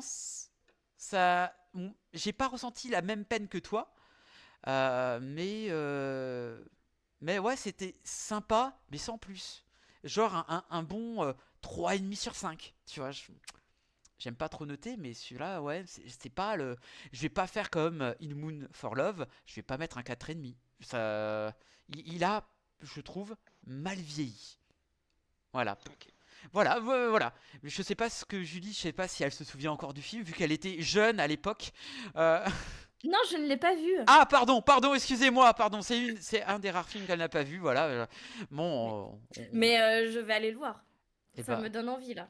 Oui. alors, Après, voilà, mais c'est vrai que, bon, comme je le répète, hein, dans la filmographie de Kitano et dans voilà, ce film est assez mid, mais en fait c'est ça, c'est qu'il a essayé d'intégrer un genre, parce qu'en fait c'est ça, ce qu'il faut comprendre, c'est qu'à l'époque, ben, on avait les films mafieux aux États-Unis, c'était le Parrain, les Infiltrés, il y avait quoi, bah, Hit, comme tu l'as très bien dit, c'est ça, c'est ce genre de film-là, et là en fait c'est un peu à contre-courant de ça, parce que c'est vraiment plus dans c'est pas dans la recherche de tarification, c'est-à-dire en fait c'est que bah, c'est les films comme bah, par exemple Le Parrain, c'est un personnage ultra fort, ultra charismatique qui lui va monter et tout ça. Non, là, le personnage charismatique et fort, il est déjà présent dès le début en fait. C'est comme si on regardait un One Punch Man pour ceux qui aiment les mangas, c'est oui. bah, le personnage fort il existe déjà dès le début et c'est pas ça en fait, c'est ce que lui, ce personnage fort va réussir à développer autour de lui. Et là, ce qu'il allait développer, alors qu'on pensait que ça allait être par rapport à son frère, ça allait être son demi-frère, et ben non, c'est le personnage de Omar Epps en fait, donc Donnie, et c'est vraiment cette rencontre culture japonaise avec la culture noire africaine, et, euh, et en fait qui donne en fait quelque chose de fun, d'intéressant, et voilà, c'est presque une transmission. Le fait de transmettre ce vieux sac aussi, ce vieux sac tout dégueulasse, tout pourri, ah, qu'est-ce que tu me fais chier avec ton vieux sac de fringues, tu vois, Oui. Voilà, et en fait, c'est vraiment une transmission, et en fait, c'est la rédemption et la vie tranquille qu'il n'a pas pu avoir au Japon. Finalement, il l'a transmis à quelqu'un aux États-Unis. Il a réussi à pouvoir l'offrir, même si bon, ça s'est passé dans la douleur. Il a pu l'offrir, voilà, parce que finalement, et c'est ça aussi que j'aime bien, c'est parce qu'il y a des flashbacks où on voit comment ça se passe pour les autres membres de son clan qui eux sont restés au Japon, qui au final, même s'ils seraient restés au Japon, ça serait très mal fini. Et en fait, c'est ça en fait que j'aime bien, c'est l'opposition film mafieux classique plus à côté, en fait, il y a un petit truc en plus. Et en fait, et ça, on aurait vu un parrain, on aurait vu comme un film classique, comme on avait l'habitude de voir à cette époque, on aurait vu ce qui s'est passé justement au Japon. Toute la partie Japon. Mais c'est pas ça que le propos du film, c'est pas ça. Et c'est pour ça, moi, c'est ce petit côté en plus que j'ai trouvé intéressant. Voilà, que j'ai trouvé, ça apporte ça, quoi. Mais c'est vrai que sinon, dans le genre mafieux et tout ça, il est plutôt moyen au final. Moi, voilà, si on enlève ce côté-là, en fait, voilà, Sonatine, vous allez 10 000 fois mieux, quoi. Voilà. Donc, voilà. Eh ben, voilà. Mais après, je comprends. Putain, il le vend bien quand même. Hein. Mais oui, il je donne- bois ses paroles. Ah, Je bois ses mais paroles. complètement. C'est un truc de fou. Même si je comprends, mais c'est pas mon truc. Après, je sais pas, je sais pas où il est disponible légalement, mais j'ai trouvé un site. Crunchyroll. Alors, moi, Crunchyroll. je l'ai trouvé sur. Il est sur Crunchyroll. Il y a quelqu'un qui l'a mis sur YouTube. Ah, sérieusement? Mais cette personne est Je l'ai incroyable. je l'ai trouvé sur YouTube. Alors, est-ce qu'il est peut-être qu'en anglais? Non, il en. Je crois qu'il est en. Après, je conseille. Après, moi, je l'avais en DVD Il est en aussi. français. Incroyable. Je vous conseille pas de le voir en français parce que le problème aussi, le fait de le voir en français, c'est qu'il y a beaucoup de moments en fait on comprend pas les dialogues. Parce que je l'avais déjà vu en français et c'est parce que je l'ai vu une quinzaine de fois ce film. Et je l'avais déjà vu en français et en fait le problème c'est du français, c'est que les moments où il parle, il est censé parler en japonais avec son frère ou avec d'autres. Il le dit en français et finalement la traduction en française que son frère fait en français, elle est aussi en français. Donc c'est comme si en fait il se répétait souvent les dialogues. On se dit mais ça n'a aucun sens. Et des fois même en fait il dit un truc et les gens ils le regardent en heure mais qu'est-ce que tu racontes? On a l'impression que limite les gens ils sont tous des teubés. Mais en fait c'est parce que normalement il le dit en japonais. Les autres personnes, les autres personnages américains ne comprennent pas le japonais. C'est comme à un moment en fait, il spoil. Il y a un moment, il est au restaurant avec Donnie et il dit en japonais, mais fuis en fait. Et Donnie fait quoi? Qu'est-ce que tu racontes, Aniki? Et il se rend compte que en fait, il pouvait pas le dire. Il rigole, et il lui tend le plat comme si en fait c'était ça qu'il lui avait dit. Ah, je te donne mon plat. En anglais, en VO, ça rend beaucoup mieux que si on le regarde en français parce que du coup ça n'a aucun sens. Voilà, bref. Tu as entendu, Mathieu? Oui, maman, j'irai voir sur YouTube. Non, mais c'est la mère, hein. Tu l'as vu en VO ou en VF du coup, Les deux. Je l'ai commencé en VF, j'ai trouvé ça horrible. Putain, j'ai trouvé ça horrible. Oui, il faut dire les choses. Je peux reconnaître les choses. Ah, regardez ce sourire là. Ah, gna, gna, gna. Mais il y a du progrès, c'est bien, oui. Je sais reconnaître des erreurs, madame. Et ensuite, j'ai décidé de le voir en VO. Et du coup, alors oui, c'est mieux, mais j'étais toujours pas dans le bon mood. Vraiment, non. Bref, voilà. C'est un bon film. Pour lui, la tête à côté là-bas, c'est un excellent film. Et pour elle, j'allais voir. Bon, bref, voilà. Vous avez... Bref. Sur ce, messieurs, dames, on a fini avec... Aniki, mon frère, my brother. Maintenant, on va passer au dernier film de cette soirée. Et ce n'est pas des moindres, il s'agit de Requiem for Dream. Et ben, écoutez, c'est parti pour la dernière bande-annonce que je n'ai pas du tout préparée parce que je buvais aussi les paroles de Mister. Voilà. Parce que je suis comme ça, je suis très respectueux. Pas pour le chat en tout cas. Bref, c'est parti pour la bande-annonce. I always thought you were the most beautiful girl I ever seen. Ever since I first saw you. I'm gonna be on television. What is the big deal about being on television? It's a reason to get up in the morning. To fit in the red dress. Remember when I told you about the store? I put together some numbers and it's not impossible. We could do it together. This is our chance to make it big. What's the catch? There it is, baby. On our way, baby. Come to me. You notice I'm slimmer? 25 pounds I lost. You'll see how proud you are when you see your mother in a red dress. Brody says you're coming up quick, kid.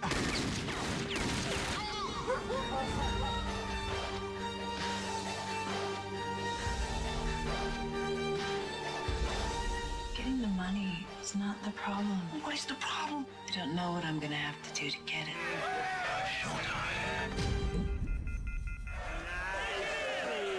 I'm really sorry, Marion. You're the most beautiful girl in the world. You're my dream. You know, somebody like you can really make things all right for me. Waouh, la fameuse musique, la El Famoso musique. Mais du coup, vu que c'est le dernier film, est-ce que Julie, c'est présente, veut en parler de ses fameux souvenirs du film? Oui, je peux. Ah bah très bien, et nous sommes toutes oui. Je n'aime pas ce film. Oh, alors là! Alors, Il faut écouter les raisons. excusez-moi, j'avais oublié parce que je voulais absolument écouter Ah oui, voilà, synopsis. le synopsis Bah oui. évidemment. Harry oui. Goldfarb est un toxicomane. Il passe ses journées en compagnie de sa petite amie Marion et de son copain Tyrone. La mère d'Harry, Sarah, souffre d'une autre forme de dépendance, la télévision. Afin de satisfaire au canon esthétique, la veuve s'astreint à un régime draconien lorsqu'elle est invitée à participer à son jeu télévisé favori. Alors Julie, pourquoi tu n'aimes pas du tout Requiem for a Dream? Il y a plusieurs raisons. Bon, déjà, moi, je suis une très grande fan de Jared Leto. Donc, voilà, à l'époque, à cette époque-là, c'était un grand acteur, parce que bon, maintenant... Maintenant, c'est voilà. Jared Letron, pardon. Voilà, il est moins bon, quoi. Peut-être la vieillesse, je sais pas, mais voilà. Mais à cette période-là, j'étais vraiment une très grosse fan, autant de son groupe de rock que sa carrière d'acteur. J'étais vraiment une très très grosse fan. Et du coup, j'ai vu ce film à ce moment-là. Alors, en fait, c'est pas... Déjà, c'est les thèmes abordés, enfin, les thèmes de la drogue, l'addiction, enfin, toutes formes d'addiction et d'obsession. C'est... en fait, c'est moi, quand j'étais ado, j'ai très mal supporté ce film. Parce que c'était trop... je sais pas, la manière dont c'est filmé, les dialogues, enfin, il y a des scènes... vraiment qui m'ont pris au cœur et peut-être que le revoir maintenant à plus de 30 ans ça va aller, mais quand j'étais ado j'ai très mal supporté ce film pour ça. Voilà. Ah, Donc en fait c'est mes souvenirs d'ado qui font que j'ai du mal avec ce film. Est-ce que... franchement, j'aimerais... Bah écoute, pour la semaine prochaine, tu seras quoi regardé pour plan séquence? Non. Oh, déçu. Non. Déçu. Ok, non mais c'est pas... Ok, d'accord, je comprends. Bon, bref. Alors, je vais prendre la main avant que Mr. John, qui a fond les ballons, qui est pas du tout aigri aujourd'hui. En même temps, on parle de 5 bons films. Voilà, c'est... Putain, c'est à mettre sur notre livre d'or. Bizarre, hein. Oh la vache, waouh, je suis... alors que maintenant, c'est plus Julie Légris, là, ce soir, donc... C'est vrai. Oui, C'est vrai. oui, bah oui. J'aime bien le fait. Ah, mais c'est vrai. Je vanne, mais bon, bref. Requiem for a Dream, c'est un des seuls films, enfin, des nombreux films des années 2000 où j'étais pas du tout intéressé à voir. Peut-être parce que, je sais pas, c'était pas le genre de film, genre, années 2000 pour moi, c'était, je sais pas, X-Men, c'était Spider-Man, c'était Les Seigneurs des Anneaux et Requiem for a Dream, un affiche avec un œil, bah super, hein, cool, je vais voir un spécialiste pour ça, enfin bon, bref, c'est pas, je sais pas, il y avait la musique, oui, bon, voilà. Bref, et pour les bienfaits de cette émission, je vais regarder. Et là, je vois quoi? Jared Leto qui est dans ce film. J'ai dit, Oh la vache. Mais ouais, et je te rejoins, il savait jouer. Mais il n'y avait pas que ça. Je vois Connelly, Jennifer Connelly, qui était waouh. J'ai dit waouh, resplendissante. Mais aussi, il y avait aussi un acteur qui est plus connu dans Scary Movie. Comment il s'appelle? C'est Marlon Wayans qui joue Tyrone. J'ai dit waouh, il joue dans un film sérieux incroyable, tellement pas l'habitude. Et au départ, quand j'ai vu le film, j'ai dit attends, j'étais un peu, j'ai dit ouais, enfin, qu'est-ce que tu veux nous parler film pendant 20 minutes? J'ai dit oh putain, est-ce que je vais détester le film? Je pense que je vais le détester. Et à un moment donné, t'as le fil blanc, le fil rouge, pardon, qui se met en place. Et tu vois ça va parler de chaque personne à sa dépendance. Il y a la drogue. Ah, la scène du bras me terrifie. J'étais du genre j'étais pas bien pour la scène du bras. J'ai dit ta mère la flûte. Là là là là. Ah. J'ai encore des frissons. C'est vraiment la scène de violence pour moi. Je peux pas regarder. J'ai tourné de l'œil. Et c'est rare que je tourne de l'œil pour un film. Mis à part si ça s'appelle Saw ou autre. Il y a la dépendance de la drogue, la dépendance aussi du sexe, la dépendance des jeux. Il y a la dépendance de vouloir être hors norme. Enfin, voilà, vraiment tout type de dépendance. Hein. J'ai trouvé vraiment très très vraiment bien fait pour ce que ça veut raconter. Vraiment, de par leur plus sombre désir, vouloir se dégager de leur par exemple de leur canapé, de leur vie de leur vie complètement abstrait, vraiment où ils essayent de souvenir de leurs besoins, de par leur marché de la drogue ou du fait que il y en a qui vont aller dans la prostitution. Et une scène, évidemment, parce qu'il faut bien une scène dans ce genre de film qui m'a fait extrêmement mal au cœur quand quand Harry va parler à Sarah sur son canapé, ou quand il y a deux drogués qui se voient, ils se reconnaissent, ils savent, et ils le savent que il y a un problème. Et le fait que Sarah Goldfarb dit sur son canapé les étoiles plein les yeux, plein les yeux, où elle veut absolument faire cette émission, où elle se dit oui, je vais faire cette émission, alors que elle le fera jamais, et que elle a une vie tellement triste qu'elle veut vivre une vie. Elle sait qu'elle est proche de la fin. Elle est sur son canapé. Elle veut tout faire pour terminer sa vie en grande pompe, et pour ça, elle doit faire énormément de sacrifices. Et du fait que on le voit par exemple, je vais parler un peu de ma vie, où je connais des personnes qui ont jamais vraiment eu de vie, ils ont sacrifié toute leur vie je sais pas, pour leur enfant, pour leur métier, etc., où ils se sont complètement oubliés, et que ils arrivent à un moment de lucidité beaucoup trop tardif, où ils essayent de vivre leur vie malgré leur âge. Alors, c'est à la fois beau, mais c'est terrifiant, parce que c'est une vie pleine de regrets, et c'est là que cette scène est éblouissante de vérité pour plus d'un dans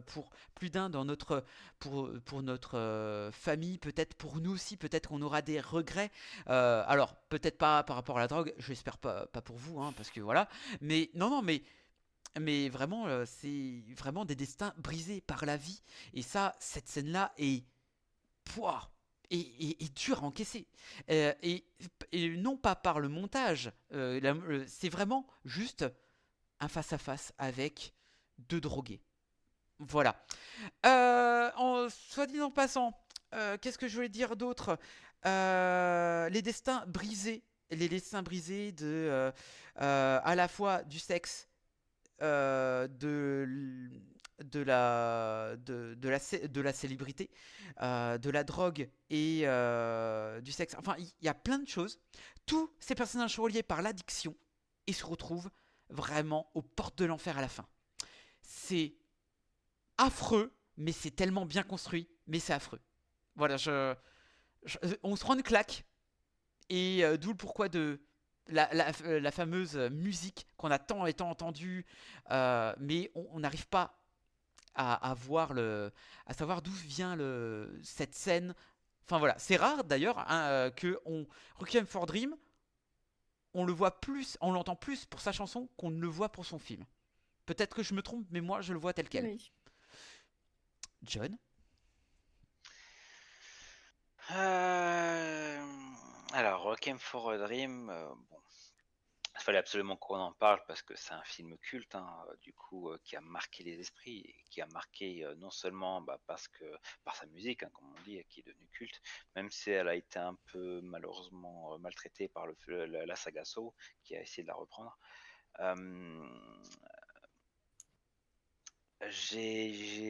Voilà, voilà, pourquoi il fallait en parler de ce film, c'est que malheureusement, les addictions, voilà, c'est un sujet qu'on connaît tous. Malheureusement, on connaît forcément des gens qui sont tombés dans l'addiction, qui sont dans l'addiction, ou on a été nous-mêmes dans l'addiction. Et voilà. Et en fait, ce genre de film, c'est un film un film choquant, mais choquant de vérité. En fait, c'est pour ça qu'il bouleverse, pour ça qu'il gêne, pour ça qu'il, voilà. Parce qu'en fait, c'est montrer des gens qui, au final, ont beaucoup de bonnes intentions, hein. Il y a pas de mauvaises intentions, c'est pas des mauvaises personnes, mais qui sont juste dans une spirale, hein, qu'ils ne peuvent pas sortir, mais voilà, qu'ils sont emprisonnés, qu'ils sont piégés par eux-mêmes, par leur propre délire, problème, manque. Et voilà, et en fait, c'est ça qui est perturbant dans ce film.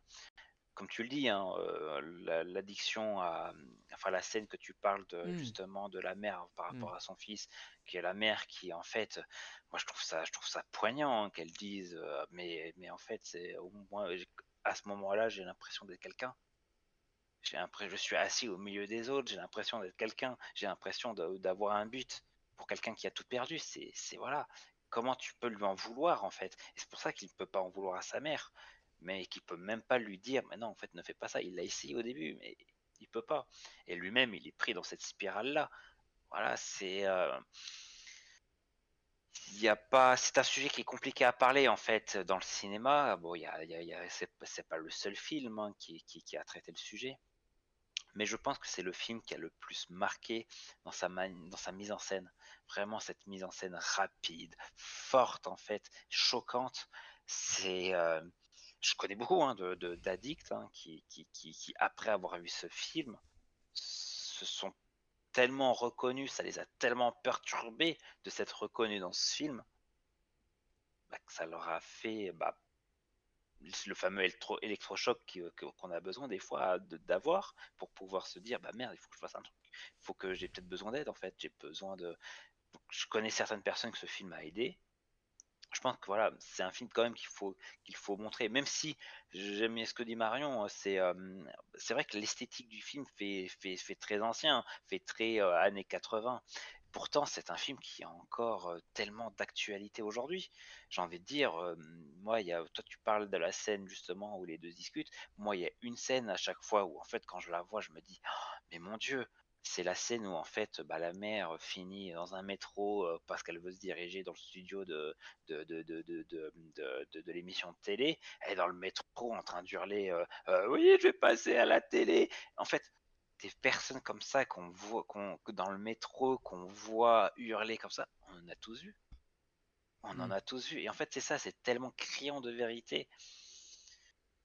Et en fait, c'est ça, c'est que souvent, quand on les voit dans la rue, des gens comme ça, on se dit presque, on est dans le truc, oh, c'est un misérable, voilà. On a presque du dédain pour eux.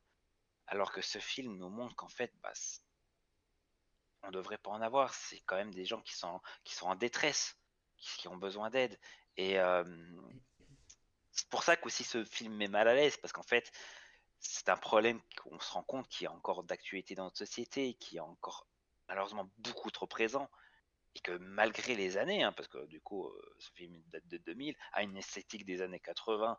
Pourquoi? Parce que c'est pareil, hein, la drogue et tout ça, ça date de bien avant, hein. C'est un problème qui est récurrent, qui n'évolue pas. Et c'est pour ça que ça nous choque, ça nous blesse, qui est dur à voir. Moi, je sais qu'avant que Marion le regarde, elle l'avait jamais vu avant hier. Je lui ai bien dit, attention, c'est un film qui est, malgré que c'est pas violent, hein, en soi, mais c'est choquant, c'est vraiment perturbant. J'ai essayé de bien lui dire, lui faire comprendre que c'est délicat à voir, et malgré tout, elle a pris une grosse claque, hein. Voilà, c'est hyper en phase avec toutes les dynamiques en place pendant les phénomènes d'addiction. Et voilà, Marion, bon, moi, elle m'a parlé qu'elle a fait beaucoup d'addictologie dans son travail, et de formation d'addictologie. Donc forcément, elle connaît mieux que moi encore, voilà, ce genre de sujet. Mais voilà, c'est vraiment criant de vérité. Et c'est pour ça que moi, je pense que non seulement c'est un très bon film de cinéma, parce que pour nous choquer autant, c'est que le travail a été fait, maîtrisé, vraiment un travail artistique très maîtrisé, un sujet vraiment, vraiment peaufiné et travaillé correctement. Mais c'est aussi presque une œuvre, voilà, pas que artistique, mais nécessaire et sociale, en fait. Parce que c'est un vrai phénomène, un vrai problème et phénomène social, la drogue, l'addiction, parce qu'aujourd'hui, qui n'est pas addict aux écrans, hein, voilà, c'est un autre, voilà. C'est des sujets qui malheureusement ne sont pas assez traités, et que ce film-là l'a fait tellement avec brio, même si c'est dans l'absolu trash, justement pour choquer. Après, peut-être qu'il faut aussi un travail d'accompagnement derrière. En fait, voilà, je pense que c'est le genre de film qu'il faut au moins voir une fois dans sa vie pour se rendre compte, voilà, de ce genre de phénomène, et d'accepter aussi, hein. C'est dur des fois d'accepter que on peut avoir besoin d'aide, ou que quelqu'un dans notre entourage a besoin d'aide. Et voilà, voilà, c'est un vrai, pour moi, problème social, et voilà, c'est maîtrisé, et pourtant, c'est pas un film français, hein, c'est un film américain, donc c'est un phénomène mondial, ça a marqué. Si ça a marqué toutes les générations, c'est pas pour rien. Donc voilà, c'est à voir, un sujet parfaitement maîtrisé, et quelle claque, quoi. Vraiment quelle claque. Des fois, on dit, on passe du sublime à presque l'horreur, du sublime de In the Mood for Love à l'horreur de Requiem for a Dream, mais c'est pareil, c'est deux cinémas aussi puissants. Et quelle belle année 2000, hein, j'ai envie de dire. Bah oui, mais en fait, en fait, c'est vrai ce que tu dis, l'addiction aux écrans. Moi, je sais que, et je suis pas le seul, hein, ici, je me lève le matin, je prends mon portable, je scrolle, ou je vais sur les sites allez, 10 minutes, une demi-heure, 1 heure quand j'ai rien à foutre de ma journée, ou le matin. Enfin bref, voilà. Après, c'est pas comme si je me piquais, mais on voit vraiment quelque chose On a tous de. une forme d'addiction, hein. Oui. Ah, mais j'ai une addiction. Moi, je sais que quand on regardait avec Marion hier, c'est marrant, parce qu'à un moment, donc quand on voit le coup à chaque fois qu'elle regarde sa télé, elle repense au frigo, au machin, à la bouffe, voilà. Moi, à ce moment-là, j'ai dit, moi, c'est moi avec le café. Ah bah Je oui. suis vraiment addict au café. C'est fou. Là, j'en pense encore, je vois encore ma tasse de café là-haut. Voilà, c'est. Mais on l'est tous. Et c'est pour ça que ce film est tellement choquant, tellement perturbant. Et je comprends que ça peut en gêner. Je comprends, Julie, pourquoi toi, ça t'a eu du mal à le regarder. Mais c'est vraiment un film que. Je pense que c'est ça aussi, tu as raison, peut-être qu'à le voir. Donc, mais à passer 30 ans, c'est peut-être plus intéressant, parce que du coup, tu as plus de capacité, de force pour pouvoir voir ce genre de film. Mais c'est Oui. vrai que c'est quelque chose que, voilà, c'est. Je le conseillerais pas aux adolescents, quoi. Oui. Oh, je sais pas. Ou peut-être, ou accompagné, tu vois, c'est pour ça que je dis, avec un accompagnement derrière. Oui, Voilà, oui. c'est ça. Accompagné, Avoir une discussion pas tout derrière seul. et tout ça. Ouais. Non, moi je l'ai vu toute seule dans ma chambre. Non. En faisant une petite piqûre là. Mais, mais moi, le seul truc que je sais que, mis à part TikTok, moi je suis addict à John. Des fois, je vois une illusion de John vers mon lit. Je dis, mais qu'est-ce que tu fous Je là? me vois partout. Je te vois partout. Dans nos villes, dans nos campagnes. Bref, mais oui, effectivement, c'est un film choquant des années 2000. Donc du coup, je pense que beaucoup de gens enfin, pas de notre génération, mais de la génération de maintenant, ne l'ont pas vu. Et je pense qu'on dit, oh, je connais un peu la musique, mais il faudrait voir. Mais voilà, même si ça touche à la télé, il y a la drogue qui est toujours là, il y a la façon de voir les choses. Mais oui, à la rigueur, montrer aux adolescents, ça peut être intéressant. Rien que pour les choquer, là. Voilà. Parce que c'est drôle. Voilà. Enfin, bref. Eh ben, messieurs, dames, on en a fini. Wouhou! Incroyable. Ouais, Loupi, Lumba, incroyable. Maintenant, on n'a pas l'air de la drogue. Maintenant, ils vont bien dormir. Chais. Et nous, notre drogue, est-ce que c'est pas aussi le cinéma? Oh, c'est beau. Oh, c'est merveilleux. Ah, c'est beau. Mais oui, effectivement. Ah bah moi, Mais je oui, suis obligé mais- je suis obligé de regarder deux fois un film par semaine, hein. Voilà, enfin, au cinéma, pardon. Voilà. Enfin bref, c'est beau. Voilà. Mais c'est une bonne drogue. Voilà. Bref. Sur ce, messieurs, dames, je vous remercie. Merci, Julie, de ta participation. Mais de Euh, rien. voilà, hein. Merci de nous d'avoir participé, à nous dire tout ton amour pour, en tout cas, pour le premier film de cette soirée. Voilà, moi, Voilà. j'ai fait, voilà, j'ai parlé d'un film, voilà. Voilà, mais quel film, mais quel film.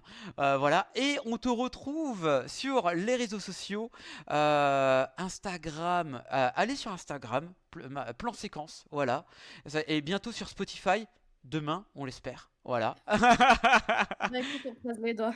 On croise les doigts, voilà. Merci à vous. Merci à toi, Marion, merci au chat. Et John, on se retrouve la semaine prochaine, si tout se passe bien, dimanche.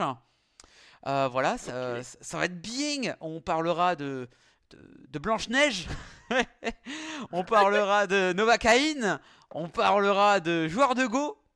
Et je vous parlerai de On ira. D'un film français. Et c'est pas de On ira, on sera, sauver notre existence, se donner. Pardon.